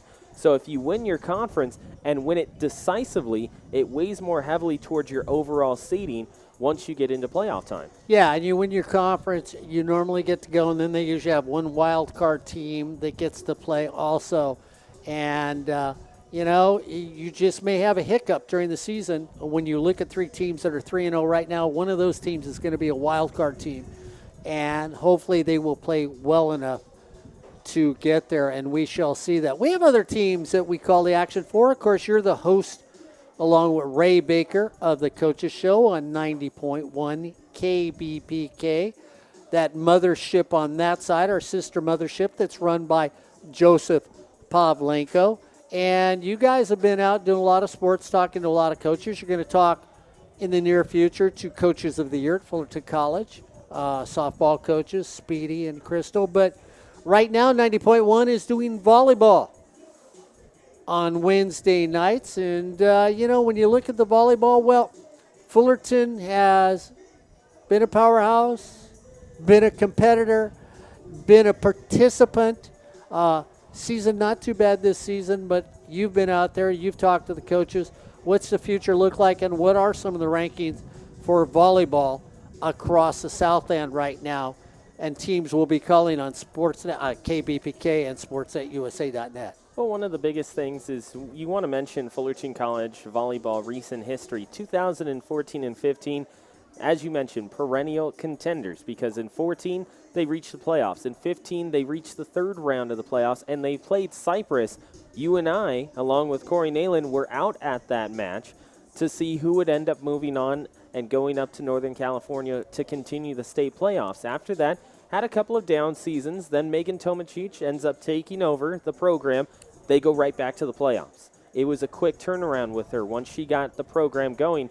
And again, they have been to the playoffs in each of the 3 years that she has, if I remember correctly, each of the 3 years that she has been a head coach for Fullerton College. So in being able to talk to her, one thing that you'll note is how not only available she makes herself towards us, the media, but also how honest she is about how her team is performing. If her team goes out and has a bad match against a Golden West, against an Orange Coast, she'll look at us and say, I was not pleased with what we just had there on the court. And the reason being X, Y, and Z. We didn't end up getting our middle blockers in position, we didn't serve well, etc. When she's having a good match, and when she has one like she did against Santiago Canyon, she'll tell you exactly what went right. She says, like against Santiago Canyon, when we talked to her afterwards, she said their serves were on, not to mention their assists and their sets with Isa Domingo were exactly where they needed to be in terms of cross-court placement. It allowed them to start their offense and get their kill percentage up.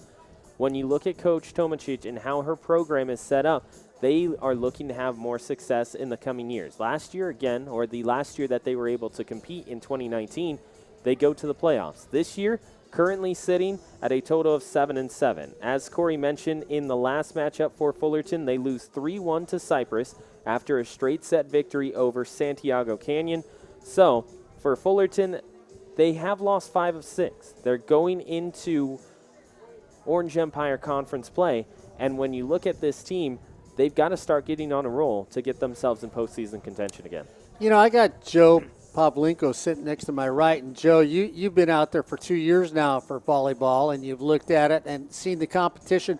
Some people say the OEC is probably the best or deepest conference for volleyball. If Corey Neyland was here, he would say in California and maybe in the nation. You've been that producer that has sat there and watched the games. I mean, what is the competition like for that volleyball team? From being somebody on the broadcast side of it, it's a lot of close games, which means a lot of long nights. And I'll say that probably goes to the skill of the teams and both teams being able to keep it a close match up until the very last set. Well, we can tell what Joe likes to do, not go home at night because he likes those long volleyball games. Corey's always said the OEC is probably the most competitive conference anybody can be involved in. And Ryan, again, I'll go back because you've been here for 9 years, and I have to do it that way. Corey and I have been around for 18 years. We've seen the competition in all the sports. Most competitive conference for a community college level that you've been able to watch in the nation or in at least California? Not just me, but that's exactly what the coaches say as well. You talk to Coach Tomacic, she says the Orange Empire Conference is the best in the state, if not the entire country. You talk to Coach Eddie Rapp back when he was the head coach of women's volleyball, said the exact same thing. He said the Orange Empire Conference is where you end up dictating what the rest of the state plays like. That was one thing that always stuck out to me. He said the Orange Empire Conference kind of sets the tone in terms of competition level throughout the rest of the year. When you talk to some of the other coaches in the conference as well, got to talk to Orange Coast in 2019, in addition to Golden West as well. Both those coaches said if you can't compete in the Orange Empire Conference, well, that's because it's the best conference in the state. When you look at the OEC, consistent talent that ends up being brought and distributed across all of the teams, and it makes for consistent contenders in the state. If you look at the OEC in terms of championships, 4 out of the last 10. So if you love volleyball, men's or women, make sure you can always watch it on 90.1 KBPK. This coming Wednesday night, women's volleyball, Riverside, Fullerton College, 6 o'clock, video on 90.1 KBPK. Well, let's get back to football. Ryan Osborne, you know, we look at the first half. I mean, if you look at the scoreboard, you say it was all Fullerton College. When you look at the stats, do they sort of reinforce that statement that it was all Fullerton College? Absolutely, especially if you're looking at it from an offensive perspective.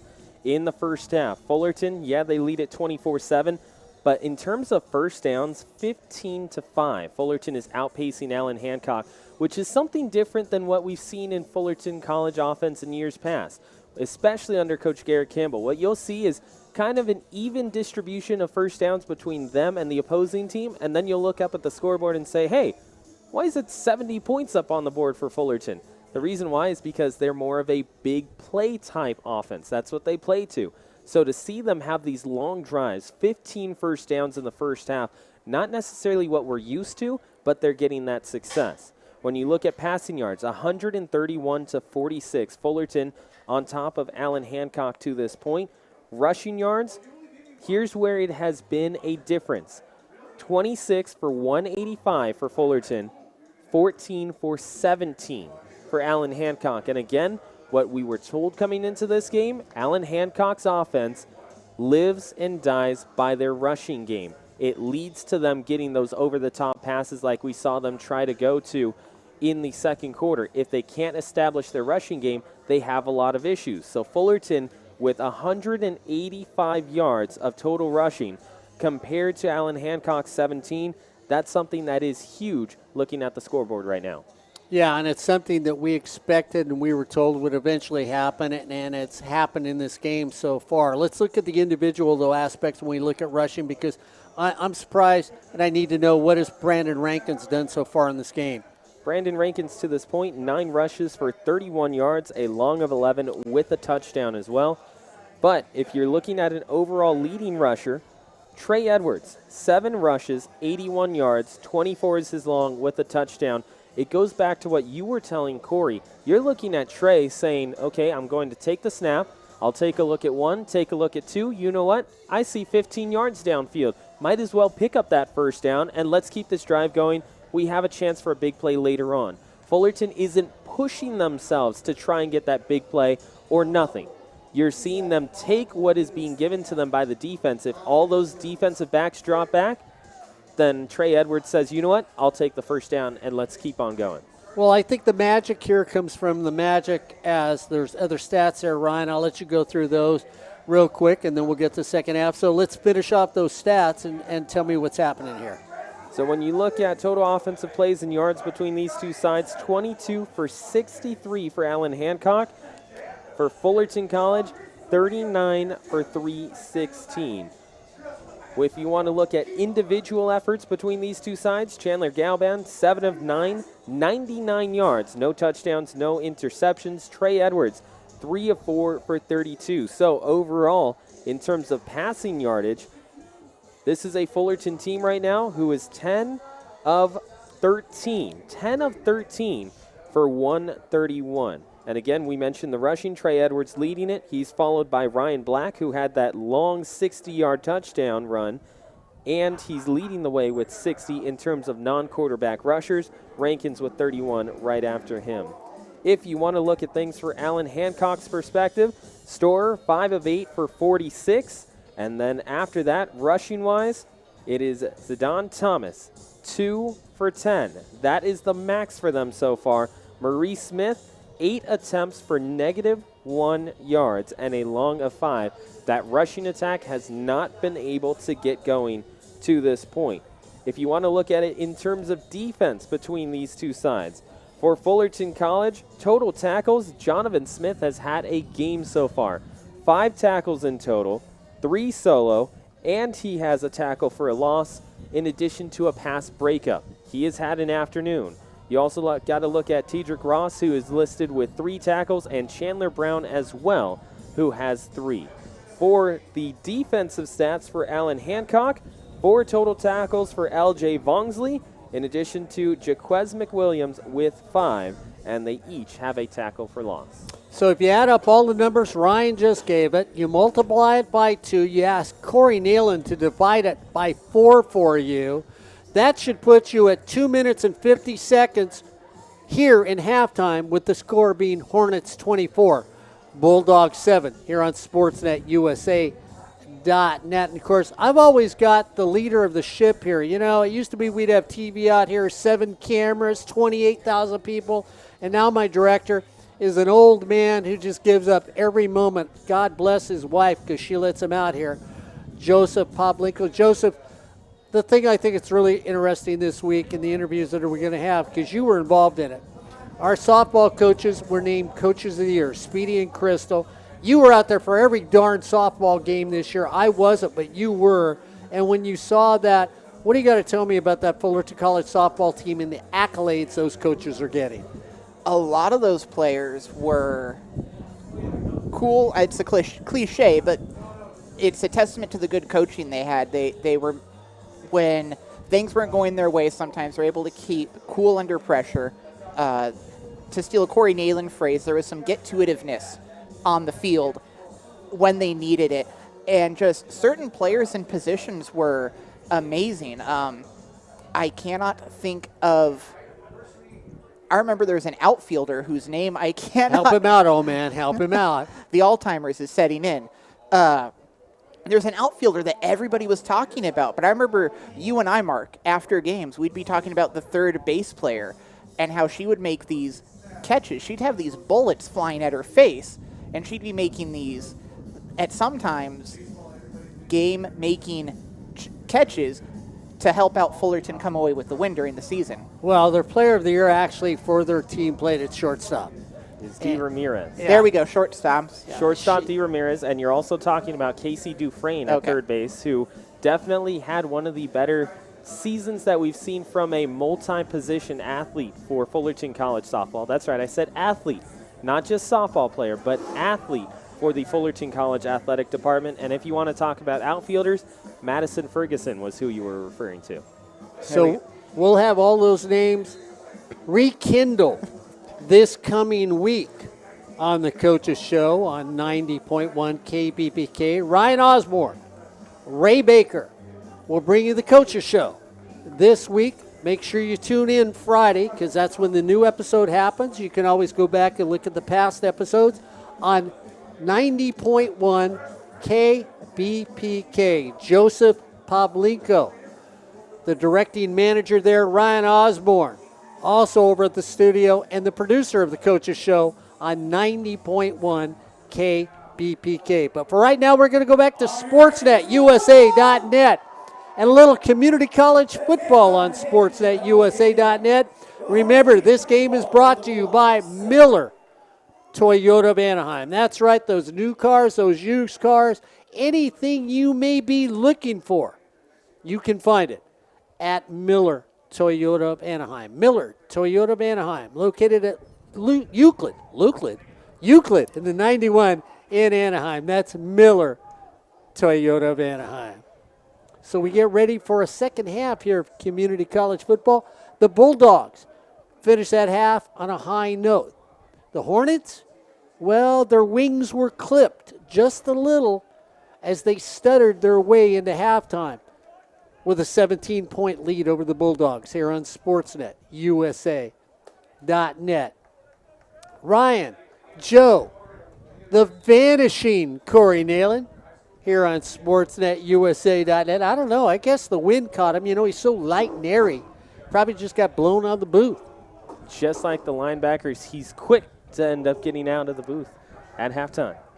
He's never slow getting to the dinner table, I can tell you that, here on Sportsnet, USA.net. Kicked off.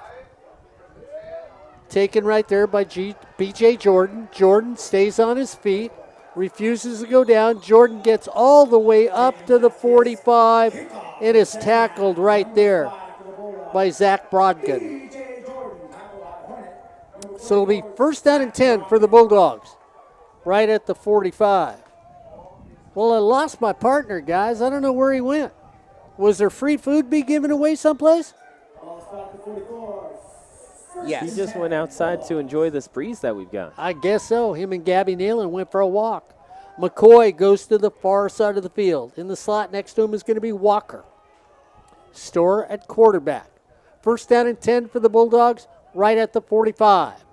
Straight dive play taken up the middle. Gain of 2 by Maurice Smith. So Smith gets across the 45 all the way to the 46. Be second down and 8.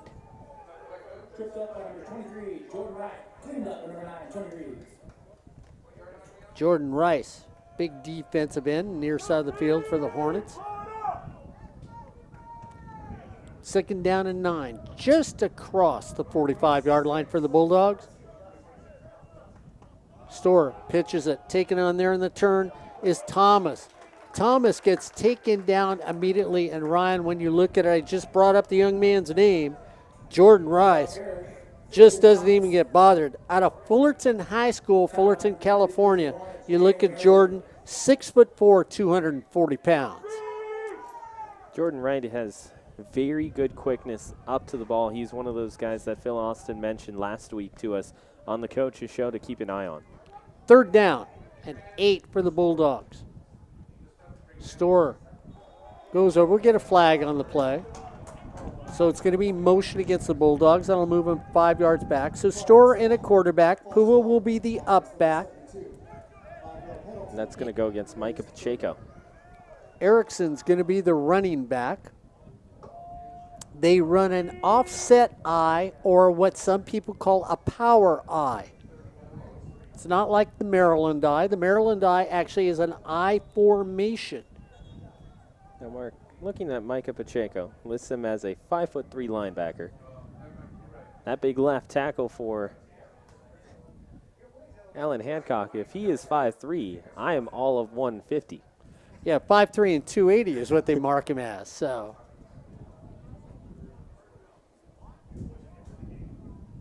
third down, 15. This is an area where the defensive line, especially on the last 2 plays, has done a great job of not just getting out of their blocks, but making sure that there's no opportunity to get into the second level for the running backs for Allan Hancock. McCoy to the far side of the field. Walker to the near side of the field. Shotgun formation for the Bulldogs. Store goes back, looks, pump fakes, throws it across the middle. That's McCoy that goes and get it, but it's going to be short of a first down, short of the 50, should bring up a fourth down, and the Bulldogs should punt it away. And that's what you saw from the defensive backs for Fullerton College. They stood back about 5 yards off the line of scrimmage. They will give them those 4 or 5 yards coming out of that last play. As long as they don't get up to the stick, that's fine with them. You can take that underneath toss. They're going to end up taking the 4th. Sean Griffin comes in. Thought he's had opportunities today in this game so far. Hasn't shown any. 12:36 here in the third quarter. Sunshine comes on the field. Off the side of the foot. Griffin takes it. Ducks to the inside. Tries to leap over defender.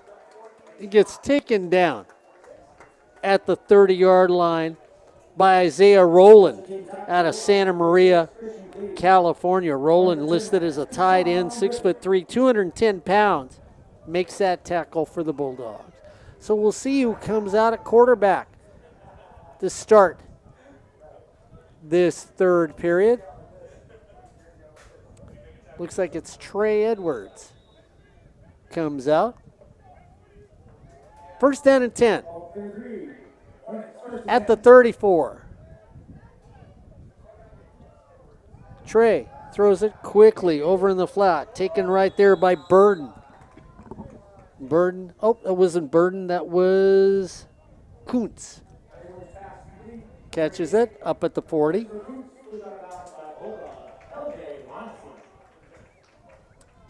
That was Vic Garnes who ended up forcing him out of bounds at the 40. Edward looks over.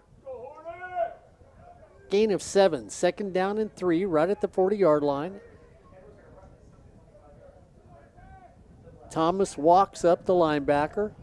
Now they all walk up. Edwards goes back, looks going down the middle of the field, overshoots the receiver, and right again, Christopher Kuntz all by himself.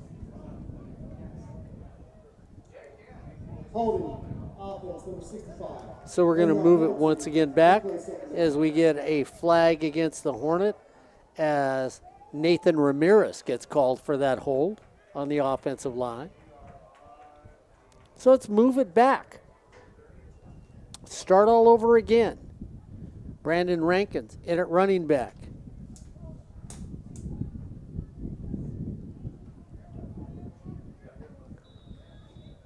Rankins in at running back. Edwards at quarterback. Throw it over in the flat. Taken out of the air right there by Jordan Smith. Smith breaks a tackle, goes down the field.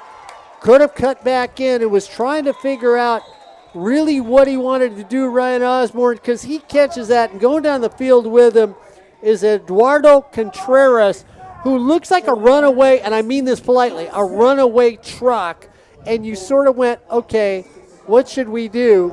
And it just doesn't matter because Corey Neyland finally got here. The official just looked up and said, oh, wait, they're missing the color commentator up in the booth. Let's do it again. Let's move the Hornets back 5 yards. Penalty on Corey Neyland here on Sportsnet, USA.net. And we were looking at it. Yeah, it could have been a hold, but I thought, and we thought it was a good block from up here. So they move it back to the 30-yard line. It's second down and 12. So it's all been a little practice with 11:30 to go here in the third quarter. Lots of glit, no glamour. Edwards goes back, steps away, dashes toward the middle, gets dragged down across the 35 to the 37. Papa Mawagoa makes the stop. And again, Trey Edwards, nice job of not seeing the initial receiver open and getting up. This two-down territory, even up 24-7? For me it is. But, you know, at my age, I may not have the chance to get a first down. Edwards bobbles it, stays on his feet. Flag comes out. Edwards throws it back in the other direction, and Brandon Rankin runs towards the ball, and it'll be holding against the Hornets. And all of a sudden, the offensive line is starting to leak and sputter. Wait a minute, guys. Miller Toyota of Anaheim. And here's again, that's Nathan Ramirez with the hold. But There's a fourth down, out comes Cunningham. again, we see that replay. So the Bulldogs decline the penalty. That is going to bring up fourth down, and now this is 3 times in a row the Hornet offense has not moved. The Bulldogs looking for an answer. If they could score here early, they're only down by 10. Takes a bounce. going to go sideways. The Bulldogs are going to let it roll down, and it dies right at the 20-yard line. With 10:32 to go here in the third quarter, it's the Hornets 24. The Bulldogs 7 here on Sportsnet, USA.net. Ryan Osborne, Joseph Pavlenko, Corey, I walked through the door, Neyland, and myself, the old guy, here on Sportsnet, USA.net. Nice to see you back. Yeah. What were you, over at Miller Toyota Anaheim buying a Toyota? Yeah, I came in the door. Yeah. I said it before. And then I was going to continue with that verse, but that's okay. First down and 10 for the Bulldogs. Storr throws it quickly over here in the flat. Taken there by Walker. Gain of 4 on the play. And taken down by O'Shea Davis. And Mark, that's one of those plays where later on in this ball game, you'll see Allan Hancock either pump and go, or O'Shea Davis or one of those corners pick 6. Walker to the near side of the field. Solis in the slot next to him. Storr feels the pressure, goes back, gets hit. Ball comes out. Who comes up with it? We shall see. Everybody's on the ground. Hornet fans are looking for a gray jersey to walk away with it. We'll Hornets see. got it. Isaac Hurtado with the fumble recovery. And was that Sloboda? No. Sloboda with the sack. Isaac Hurtado with the fumble recovery. His second, I believe, of the season. Maybe that's his first on the season. But again, big play. That's second turnover? Second turnover. My favorite part of that was Hurtado getting the football, standing up, getting out of the pack, taking a look at it, still having it in his hand, and the referees were trying to figure out where the ball was, and he was next to the referee saying, oh, it's right here. Galban now in at quarterback for the Hornets. First down and 10 at the 15. Galban keeps it himself, tries to go up the middle, gets back to the original line of scrimmage, faked it to Brandon Rankins. Anna Kalia with the stop. Hiram. Yes.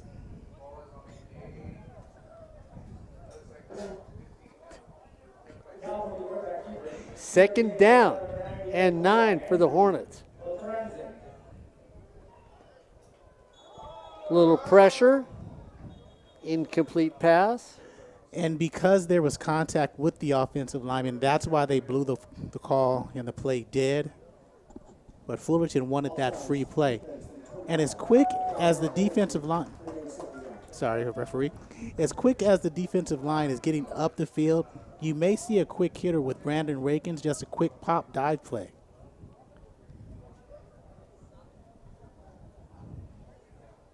So they move it up 5 yards. Will stay second down. Wind the clock. Brandon Rankins still in the backfield. They hand it off to Rankins. Breaks free. Touchdown, Fullerton College.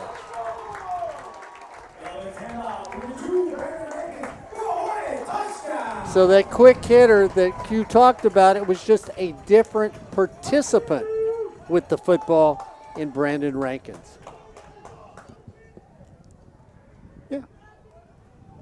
Yeah.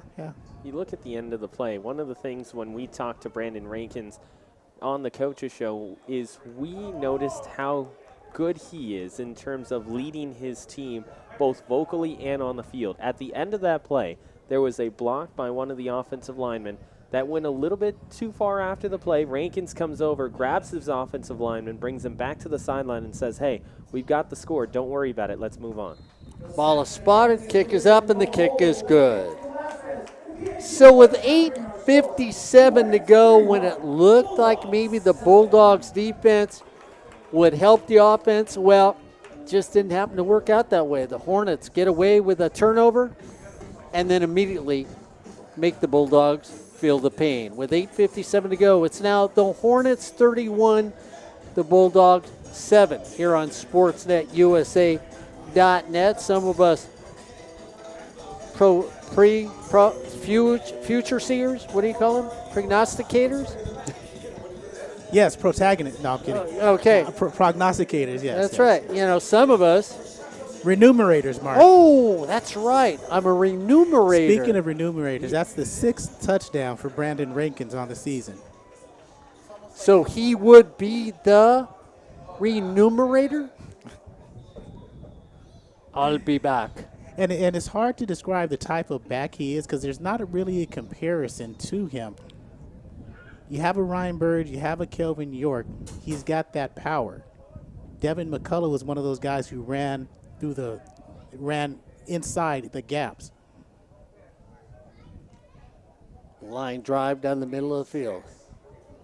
Picked up, dropped at the 10, up straight to the field, out to the 30, taken down right there at the 30 was Sidney Jeffries, who's really handled the ball all day long for the kickoff for the Bulldogs. Yeah, and you go back to Rankins, but he doesn't quite have that speed of a Gerald Hewlett because he's a bigger guy. And he's a unique individual, a unique runner all on his own. But I'd love to see what sort of speed he has. I mean, I'd like to see him break away and see who tracks him down as a defensive back. First down and 10 for the Bulldogs, right at the 30. The Hornets, last time out, get that big turnover they wanted. Storer goes over there, throws it to McCoy. McCoy picks it up, stays on his feet, walks across the 40, should be enough for a first down. Gaines and Vasquez check in for Hurtado and Early as the linebackers. Chandler Brown still in there and Smith are the safeties. Davis and Wright are the corners. So Erickson comes in at running back, Storer at quarterback. Near side of the field is Walker, far side of the field is McCoy. First down and 10 at the 40 for the Bulldogs. Throw it over there, trying to get a little help and then get it to McCoy, and I couldn't tell if a flag went down over there, Corey. Just an incomplete pass trying to go to McCoy. Yeah, there was a hold out there by Jordan Wright. I mean, hold, mugging, whatever you want to call it. They didn't, you got away with it. But again, if I'm the corner and the safety, I'm saying to Phil Austin, guys, our coach, I'm going to jump one of these routes. Erickson now comes into the slot on the near side of the field next to Walker. McCoy stays the far side of the field. Second down and 10 at the 40. Storer goes back, throws over here, taken right on the money, and a beautiful pass right there to Solis that he comes out on his turn, and when he comes out of his turn, the ball was in his hand. What made it perfect was Jalen Early, or excuse me, Junior Wiley was on the near side. Junior Wiley was on that near side. Chandler Brown was chasing it. In between that was Solis and a perfectly thrown ball by Zeke Storer. So we get a personal foul, roughing the passer. We're going to tack that on to the end of the catch and run with 8:06 to go. And once again, the Bulldogs are moving down the field. And that personal foul, they say, went on Keon Marshall. Did he say 52? I don't see a 52. Well, 58, Amari Williams.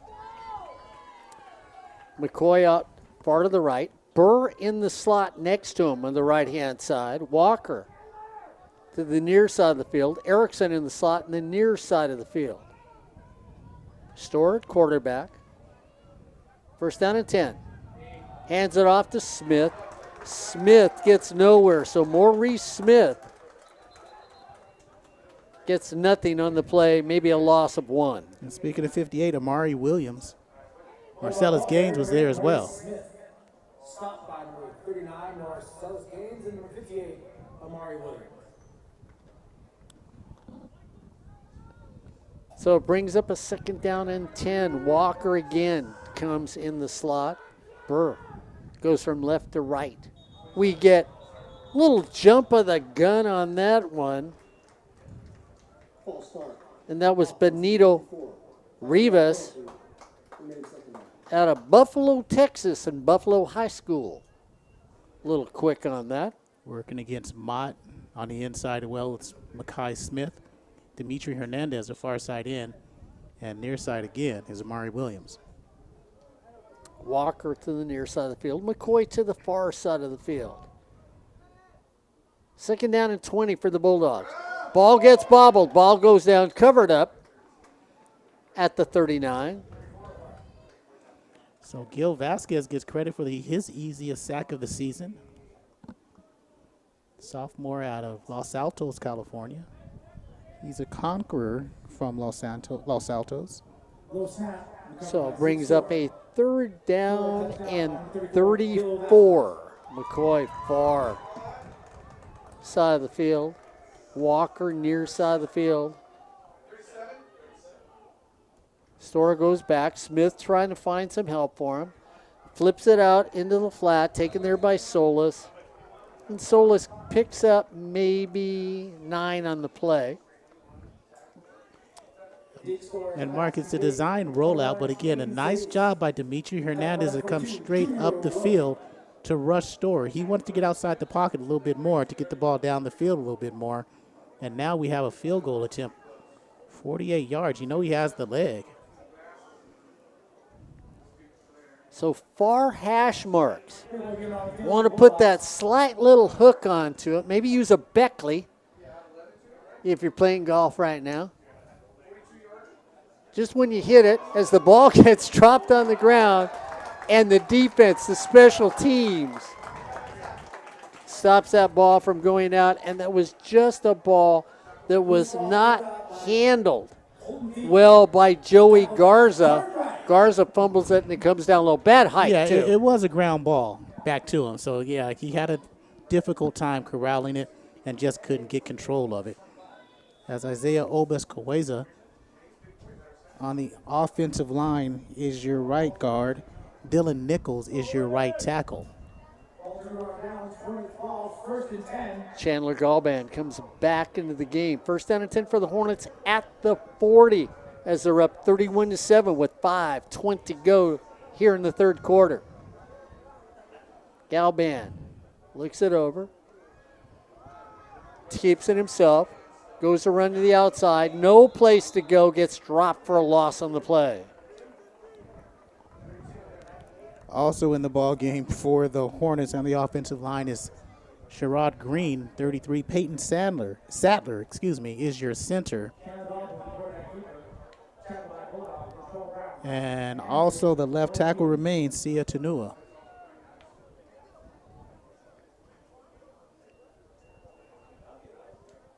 Devin Galban goes back, feels the pressure, gets taken down, gets away from it, throws it out in the flat, and Galban keeps his feet, and by keeping his feet, gets the ball to Ryan Black, who just bounces off of people, and Ryan Black, who had the big run,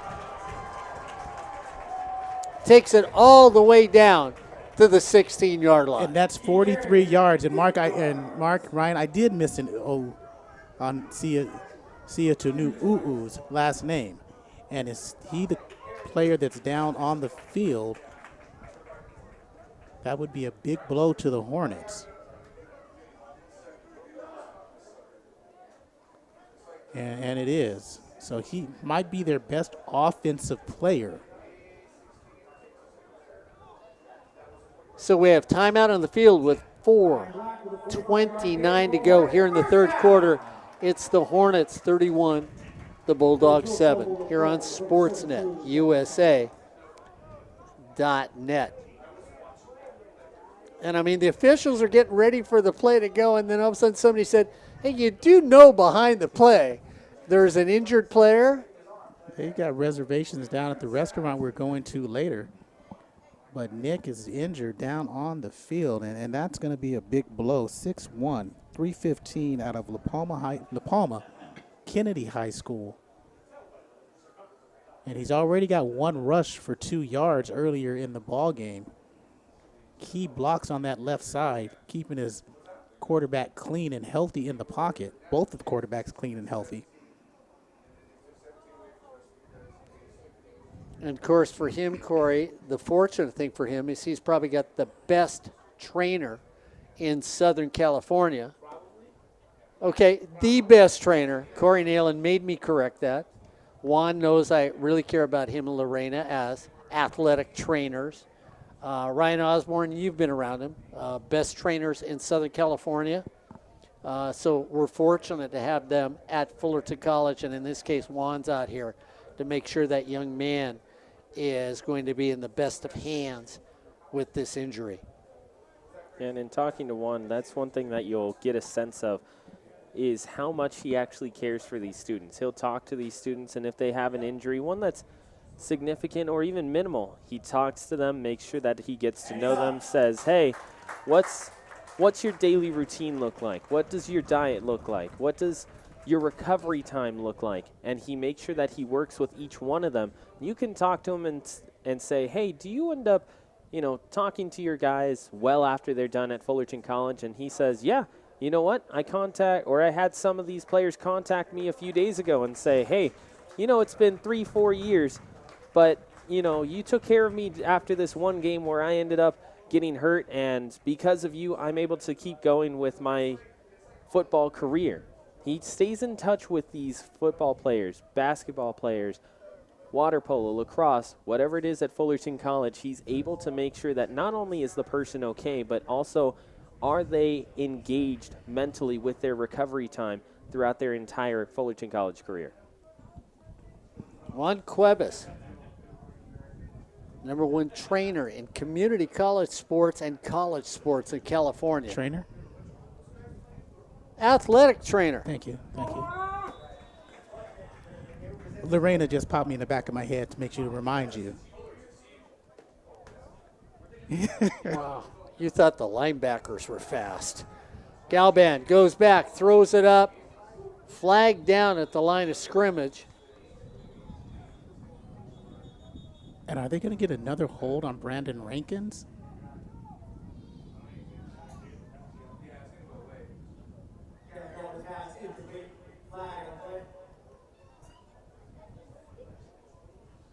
We have 2,000 to play, both against the offense. Legal formation on the offense, a penalties decline. Holding offense number 73, 10-yard penalty, replay first down. So that's Sherrod Green. And I thought they got Rankins right at the last minute as the rush was closing down on Galvin. Yeah, it looked like it the way they called it the last second. Yeah. It's going to move it back to the 29. So Rankin's in at running back. Galban at quarterback. Let's move it back. We're now just across the 30-yard line. Long trip back to Fullerton to get a first down. Officials getting ready, picking up their flags. Set to go. 4:15 to go.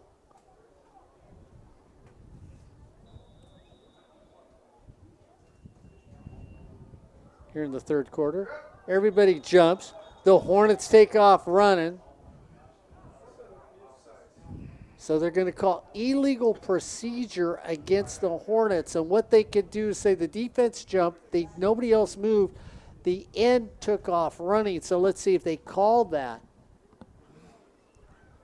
So they're like you said, they called illegal procedure. False start. And false. Offense, 5-yard penalty. Raise first down. And it's funny because if an offensive lineman would reach out and touch the defensive lineman in the neutral zone, that would have been an offside. But because of the defense jumped back, didn't make contact, that's where the false start is called. And then Huffman took off running, and it's all of a sudden, if they think it's a delay on Huffman's part, right, it's illegal procedure. Brandon Rankin straight up the middle, continues to chug his way, gets all the way down to the 25.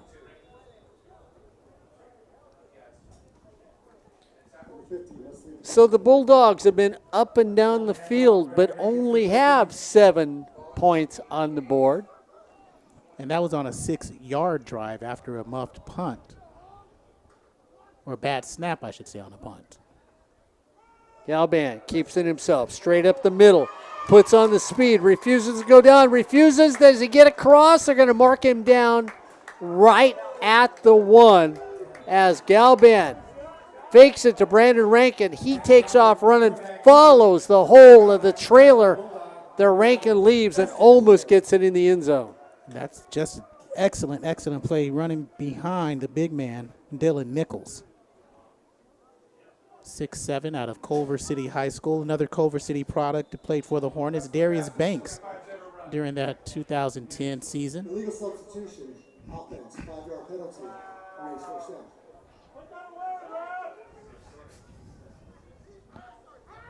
So the Hornets come in. They had 11 guys out there. Then they sent another guy out there, and then he came back off the field.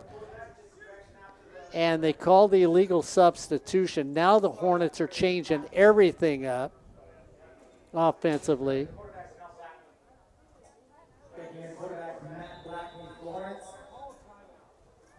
Timeout. Fullerton, their first charge, timeout of the half. Timeout call. Fullerton Hornets. So a little confusion on the field with 3:05 to go. Matt Blackney was out there at quarterback. I apologize to Joe as I fumbled. But it's okay, Corey, because it still remains the 2 turnovers that we were talking about earlier. Well, fortunately for Corey Neyland, he wasn't over at Miller Toyota of Anaheim, checking out a new Toyota or a used one at a reasonable price and fumbling way down the street because they just said, Corey, guess what? We hope you like your new car. We would know Corey wouldn't do that, but if he was out shopping for a new car, there's no better place for Corey to go than Miller Toyota of Anaheim. If he's looking for that used car, Miller Toyota of Anaheim. Or maybe that discount, Miller Toyota of Anaheim. Miller Toyota of Anaheim, a proud sponsor of community college sports, but most of all, education. That's Miller Toyota of Anaheim. Back in the game, Chandler Galban at quarterback. Galban throws for the end zone. Huffman goes up, can't come down with it. Incomplete pass.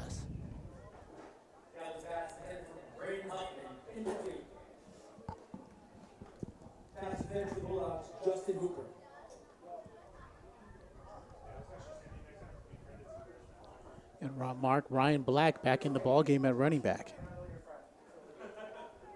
Black out of Washington. He's had an excellent game. Galban keeps it himself and just gets into the end zone. So Galban fakes it to Black, gets in, and with 2:56 to go, it's the Hornets 37. That's close to 35. And the Bulldogs 7 here on Sportsnet, USA.net.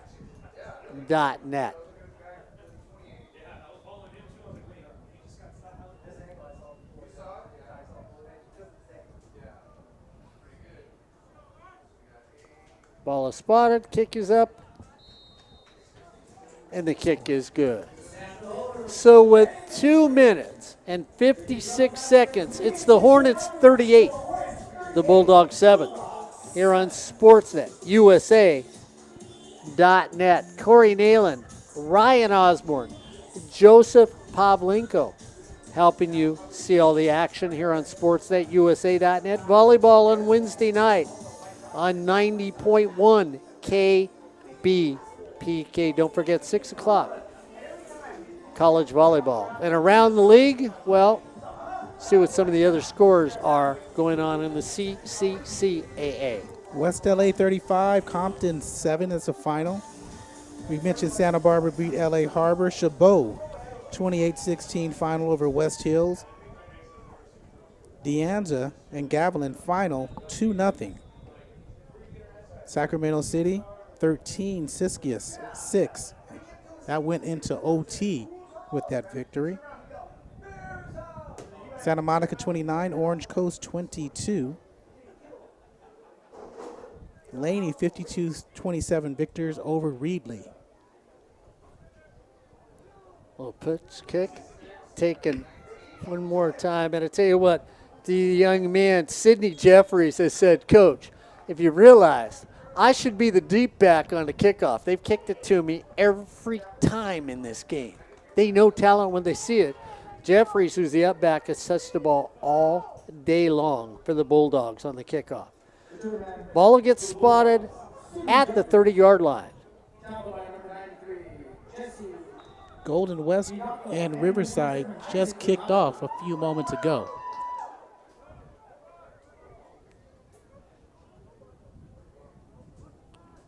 So Smith in at running back, Store at quarterback.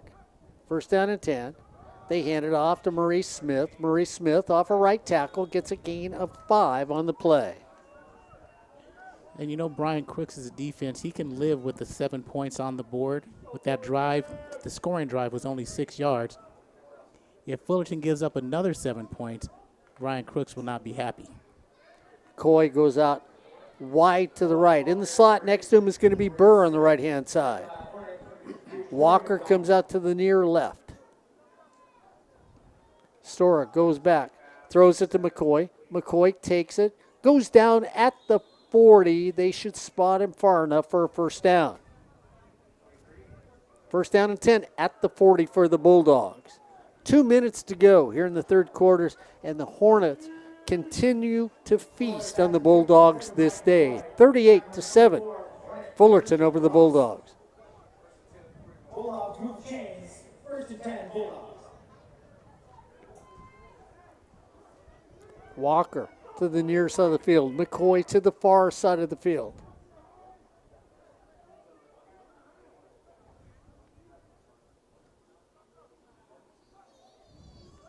Stora goes back, looks down the field. Little hand checking going on. No flag on the play, and Burr walks away with an incomplete pass. Good coverage by Smith out of Fullerton High School. And again, not quite a pump and go. That was just a streak route up the seam, or a seam route, and nothing going. Secondaries had a better game today than they did last week against College of the Canyons. Walker to the near side of the field. Solis in the slot next to him. McCoy on the far side of the field. Second down and 10. Here comes the pressure. Throwing it over there. Try to take it out of the air was Erickson, trying to help out his quarterback who was just being chased down the field. That was Troy McDonald doing the chasing along with Brandon Sun. Sun out of Orange High School. Troy McDonald on track to be an all-conference performer out of Sonora High School, Mark.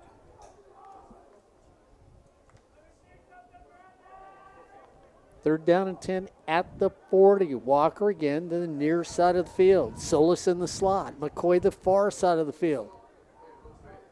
Burr next to him. Double clutch. Throws it to McCoy. Trying to get a block by Burr. Does. Gets him up to the 48-yard line. It's going to bring up a 4th down and 5 with 1:10 to go here in the third quarter. And on those out patterns, you need a D'Angelo Ross moment or Leah Gary moment, or one of your favorite players, Cameron Carmona, to come up with the big pick. Pioneer takes field for the Bulldogs. Fourth down. No matter the name, he was quick, crafty, and fast. That's Kashawn Griffin back there, not Shanola Prince. Wow. He goes down and takes a knee. I tell you what, when you start getting run over by a bus, a taxi, and a freight train, you know you're loved up here in the booth. And being loved up here in the booth, that's because the Hornets, with 34 seconds to go, are up by 31 over the Bulldogs. It's the Hornets 38, the Bulldogs 7 here on Sportsnet, USA.net. And those are just some of the good defensive backs that we've seen over the years. Go back to Troy McDonald, the defensive end.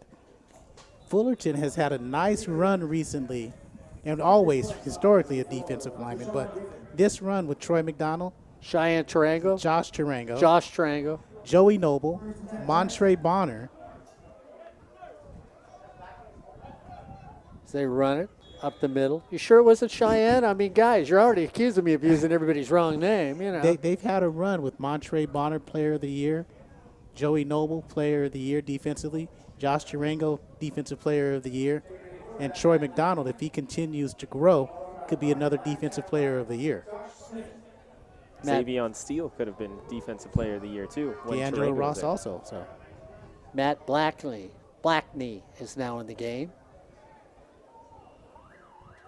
And that's going to bring us to the end of the third quarter. So as we come to the end of the third quarter, it's the Hornets 38,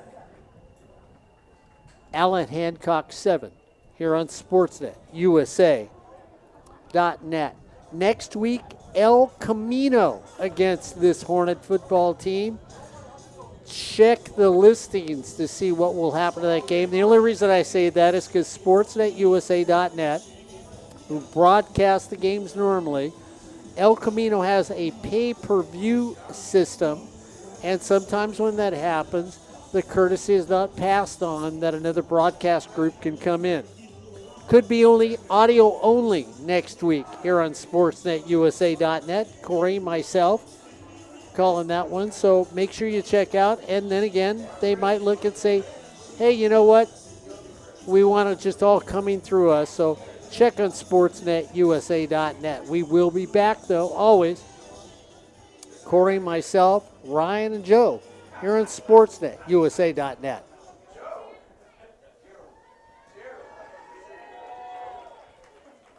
Second down and 10 for the Hornets. Get a flag to stop the action. Officials come and talk to each other.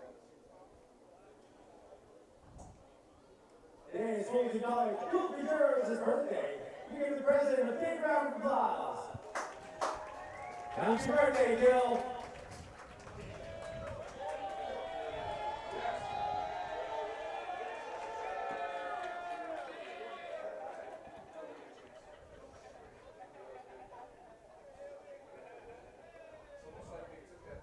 Second down and 10.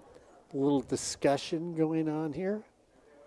Officials look over at the sidelines, trying to fix the markers. So that's why we're delayed right now.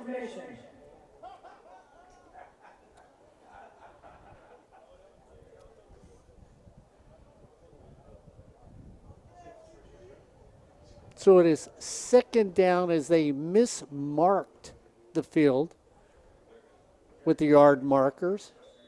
Now they've got it straightened out, so it's going to bring up a second down and 7 right at the 19.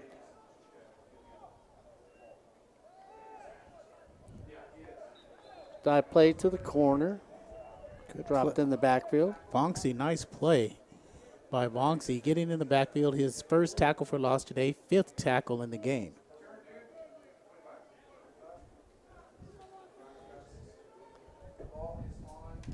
Fullerton ball carrier, Ryan Black, tackled by John Smith and Bulldog.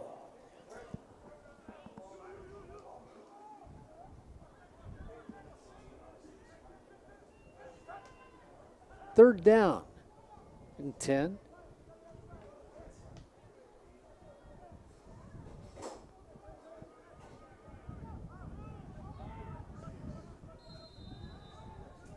We get a flag on the play to delay a game against the Hornets.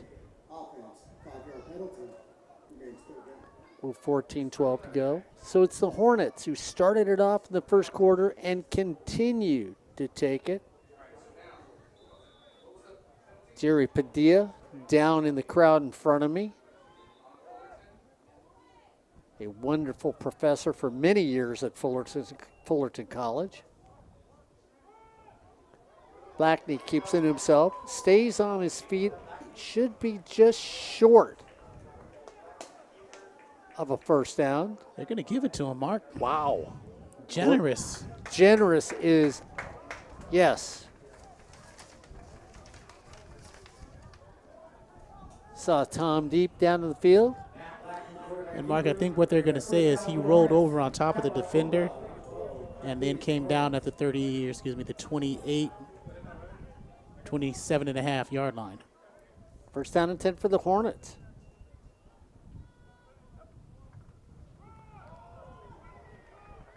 Little delay up the middle. Loss of 2 on the play. And again, that's Vonksy. And again, Jesse Garza. Both gentlemen have had big games. 6 tackles for Vonksy, excuse me. And Garza has 5. So Black gets stopped.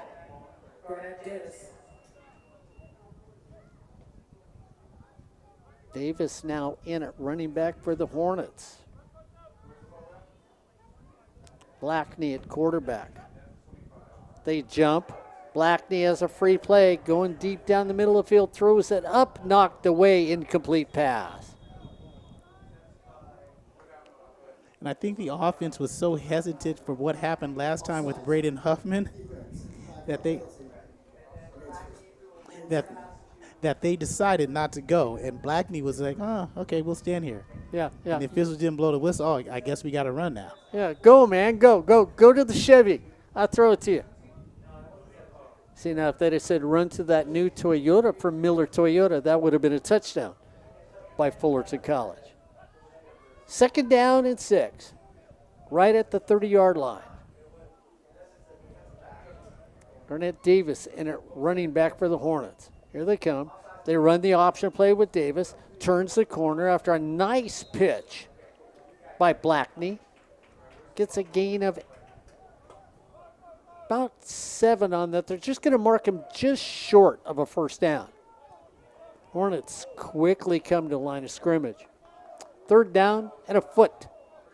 Right there. 12:26 to go.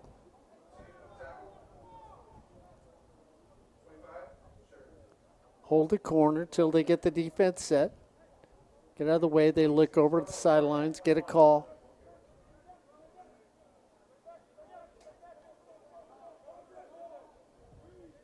Allan Hancock walks everybody up. Straight dive play to Davis. Davis, it's a foot race. Down the middle, gets taken down. Right at the 30. Corey, they ran it right up the gut, and I thought he was going to outrun everybody for a touchdown.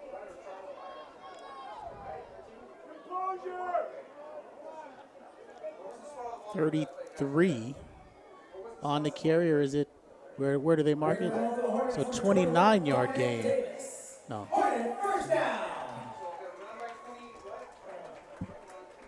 Yeah, about 29, 30 yards.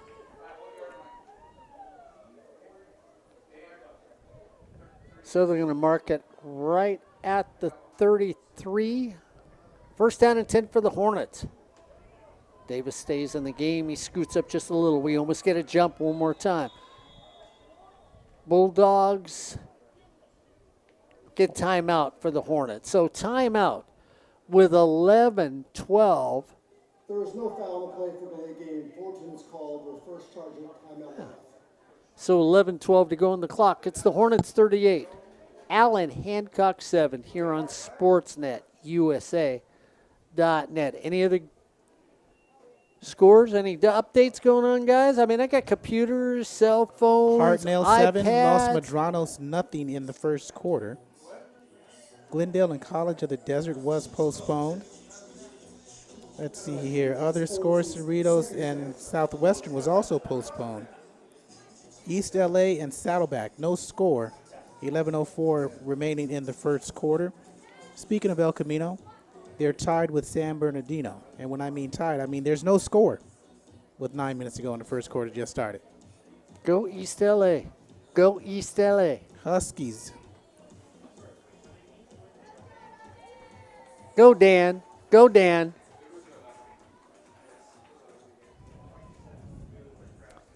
Really nice crowd out here. Want to thank everybody for showing up to support your Fullerton College Hornets.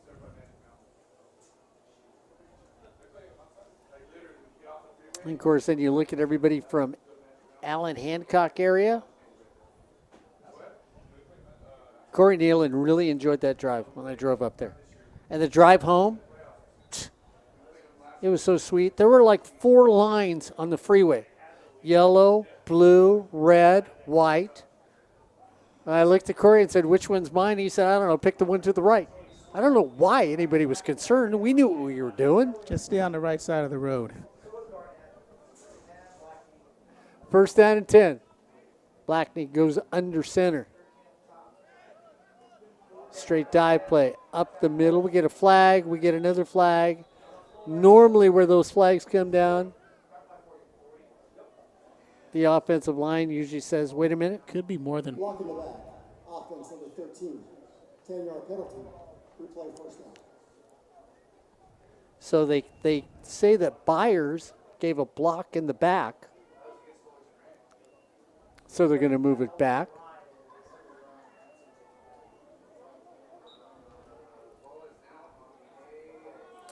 So Byers comes out.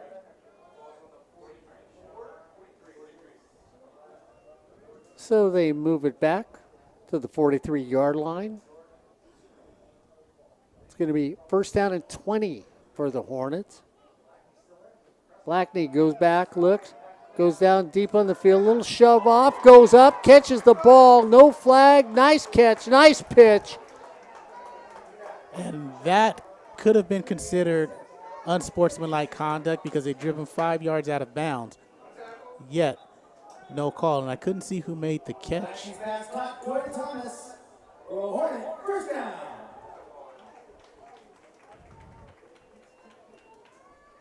So we'll move the chain. So Blackney flings her right there.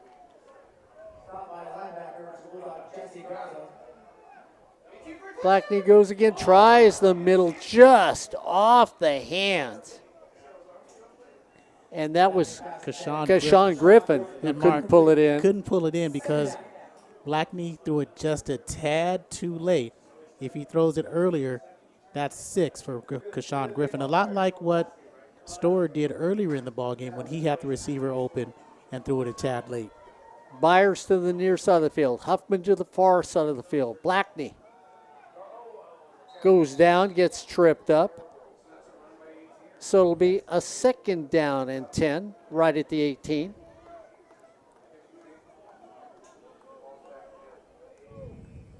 Blackney with the quarterback keeper. Stopped by Pavlovich. Looks over at the sideline. Byers now backs up.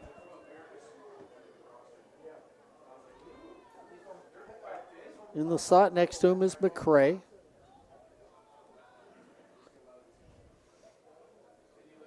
Blackney sees the linebacker coming. Lets the offensive line know. Here they come.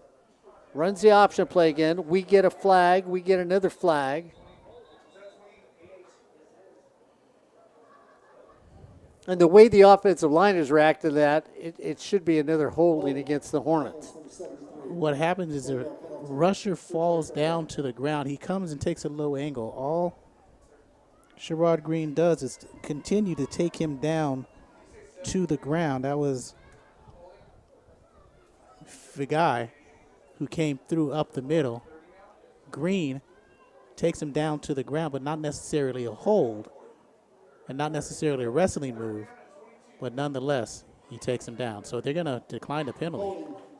So they'll take the play. So it's a third down.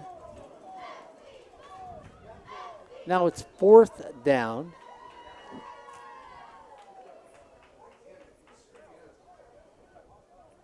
So with 9 minutes and 18 seconds, a little of this, a little of that.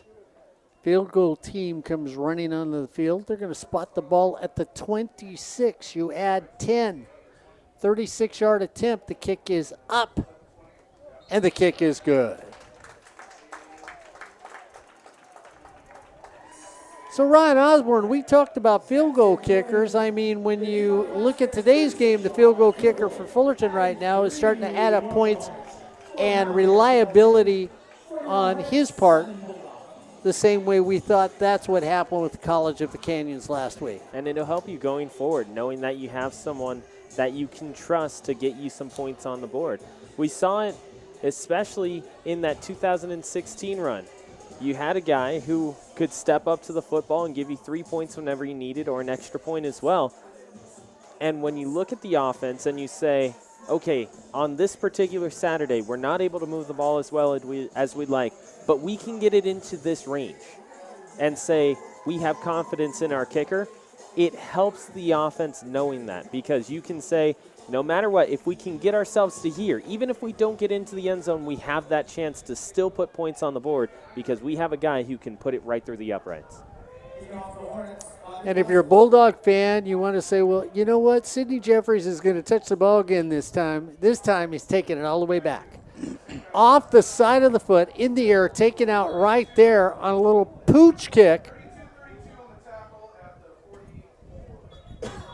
And it's going to be downed right at the 45. See where they mark it. I think there's a flag down there, too. Tyrell Green makes the stop.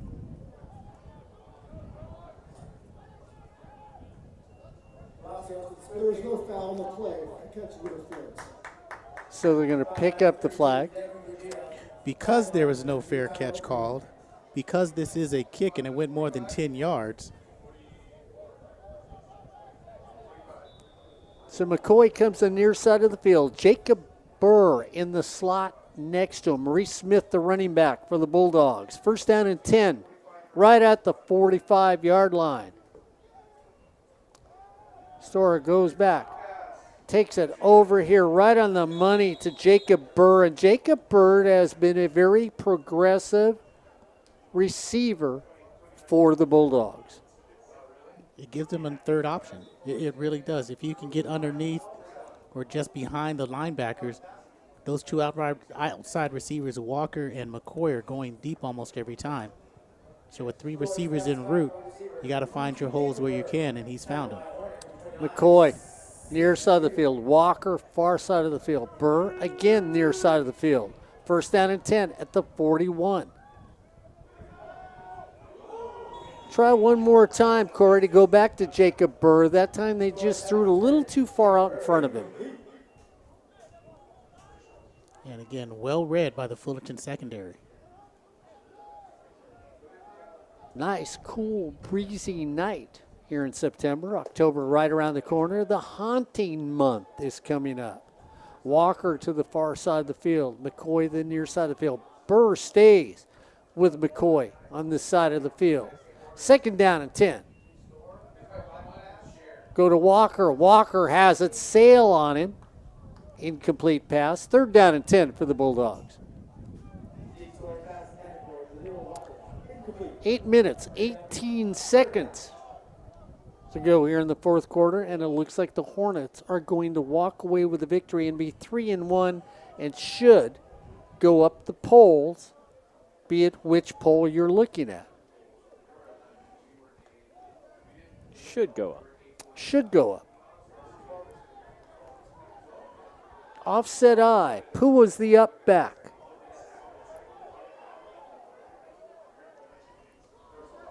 Pua tries to make a block. He was stuffed, Corey.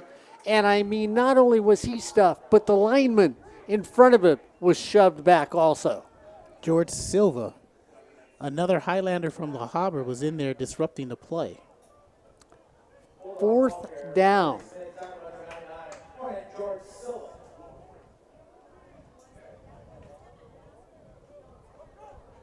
And so they're going to punt it away, and there's Kashan. So Kashan says, okay, let's see, 90 yards? It's not a bad run back with 7:37 to go here.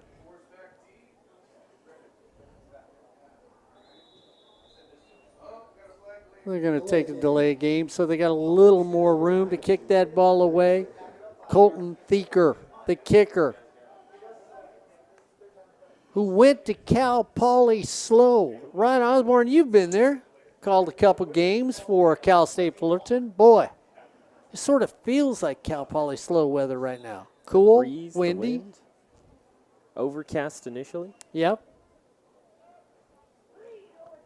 Thieker. Sean watches it bounce. It's going to hit at the 10, bounce straight up, and be downed right at the 9. So with 7:14 to go, the lights getting turned on at the stadium, the scoreboard bouncing red and gold. The sun is setting off into the west.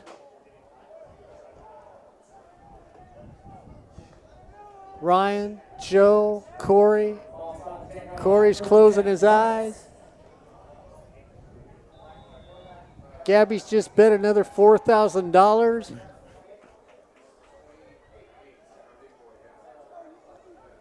And Matt Blackney is back in at quarterback.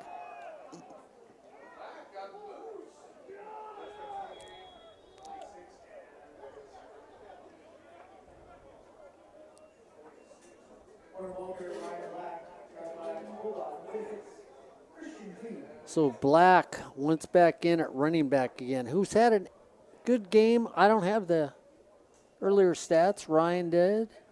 Went for 55 on his first carry of the season and scored a touchdown. 2 carries for 60 yards in the first half. 2nd down and 8. Hand it off to him again. Hits the pile. Going to be stacked up there. It's going to bring up a 3rd down and 8 with 6:30 to go here on Sportsnet USA.net. Volleyball around the corner next week on 90.1 KBPK. On the ball carrier, Ryan Black, tackled by Jordan Fields. Phil Thurman down at the other end, our SID here at Fullerton College. Blackney, 3rd down. Holds on to it himself, goes straight up the middle, cross the 20, should be a 1st down. Move the chain. So Matt brings it down as a quarterback, takes it, and Corey Neyland, when you look at the amount of yards this Hornet team is rushing now for, they had 185 in the first half. That'll do it. They're easily at 300 yards in this game. 5:27 to go. Hornets playing slow down football. Run it, no gunning it. Methodically marching it down the field. Straight dive play right up the middle. Once again, taken right there by Gil Vasquez. Oh, Edwin. Udengwu. How would you say it? Udengwu. Udengwu. On the ball carrier, Edwin Udengwu. Tackled by number 26.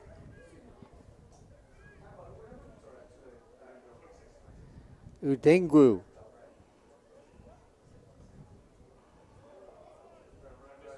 Udengwu handles it again. Up the middle. Out of Glenn High School. Yeah, John Glenn High School in Norwalk, California. Edwin stays in the game.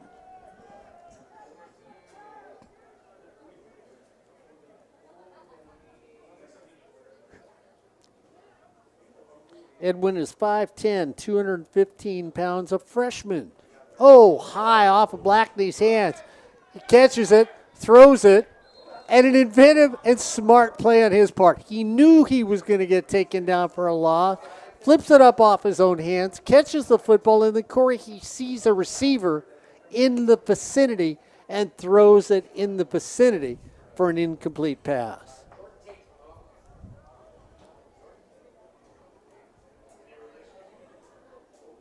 I mean, I thought I was behind in this game, but the down marker over there is still 2nd down. It's 4th down for the Hornets.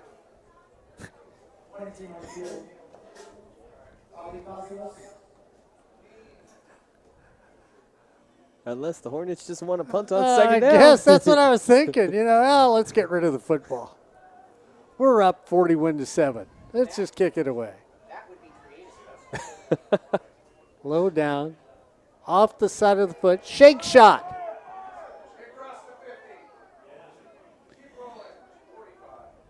Gets picked up right at the 45. So we're at the 3-minute and 45-second mark in this game. And guys, I know I do a quick wrap-up of this game, so let me go around the room real quickly.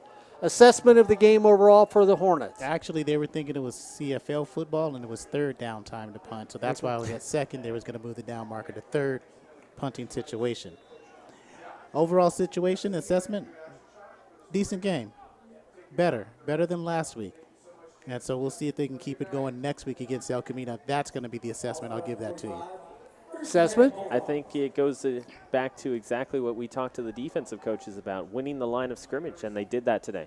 So if you're Fullerton College, you're very encouraged with how you were able to control the pace of play through the line of scrimmage. And, Joe, I'm not going to let you get away saying nothing. What do you think, because you're out here at all the games? That's fair. I think going into the end of the first half of the game, Fullerton probably needed some sort of pep talk. I think they got that during the halftime. They made an adjustment, and the Bulldogs lost that little bit of momentum they were gaining at the end of the second half, which was unfortunate to them, but good news for the Hornets. Storer goes back. Little chucking, pushing, incomplete. And for me, well, some of us said at the beginning of the game, the final will be 35-7. Fullerton. The outcome of the game right now, if it stays the way it is for these next 3 minutes, it will be 41-7. The Hornets always seem, Ryan Osborne, that when they play an opponent that's a tough opponent, they come out next week. Everything they were supposed to do the previous week, they do the following week. And I'm going to go back to what Corey said. It's going to be, the interesting point, Corey, is going to be if they can continue what they did today into next week. If they can, they're legitimate. We'll see if that happens at El Camino. Second down, 14. Flag on the play.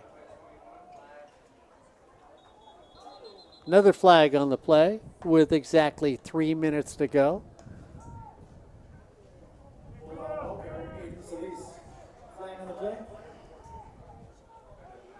Now is the time where, with 3 minutes to go, and it's 41-7.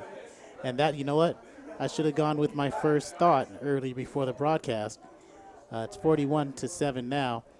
Now's the time. Defense, 5-yard penalty. It means third down. Sideline warning. Hancock. Unless it's obvious, keep the hankies in the pocket. UCLA, Ryan's team. Ryan's happy. Comes away with a victory over another team up north. Boy, that got closer than I thought it would be, though. Yeah, Mr. Kenegai and Mr. Skolkin are also happy out there. Mr. Ron, your Vittle Cup teammate, Mark.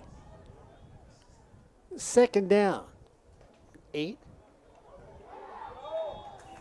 Handed off. Gain of 2 on the play. Brogdon. Nice little run there by Solis.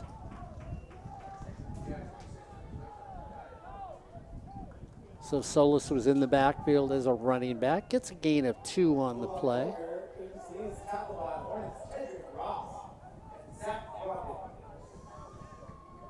Christian Rosenberg comes into the game as a running back. So Rosenberg in at running back. Jordan Smith out far to the left.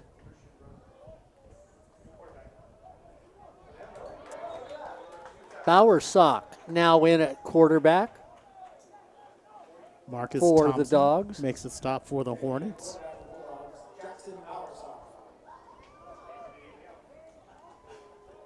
At a Little Rock Christian Academy. Speaking of Arkansas, Austin McGee, former punter here at Fullerton, was here earlier on the field today. Hung out with his guys from sports@usa.net. Also from Arkansas.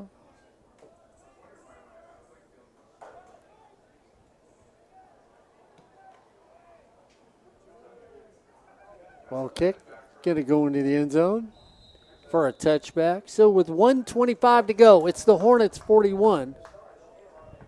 Allan Hancock 7 here on Sportsnet, USA.net. And speaking of him, the man that smiled when we got to talk to him because he's been working with the kickers at a friend of ours school that he roots for, Ryan Osborne. He's been working with those kickers over at UCLA when Corey brings him up. So been around all over the place right now. You mentioned being in California, Arkansas, over at UCLA, South Florida as well, and on the Eastern Seaboard. He has been everywhere. And his quote, nothing beats coming back to Fullerton College to end up watching a Hornet game because the atmosphere is like nothing I ever got to experience. There you go. So it should be kneel down time for the Hornets with 1:25 to go. Bulldogs have 3 timeouts, but at this stage of the game, no reason to use them.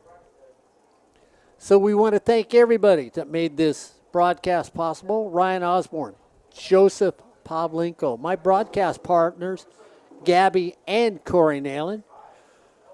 Phil Thurman, our SID, our PA announcer, Greg Cross, everybody that made this game possible for you here on SportsNetUSA.net. Next week, it's El Camino.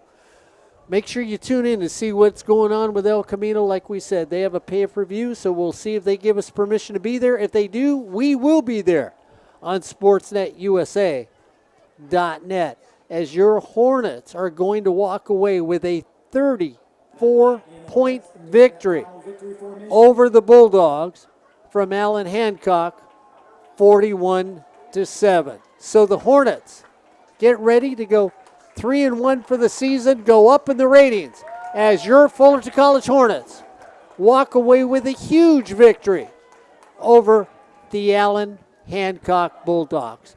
For Joe, Ryan, Corey, Gabby, this is the old guy thanking you for listening to your Fullerton College Hornets on SportsNetUSA.net. And there's the buzzer. That's it for our game.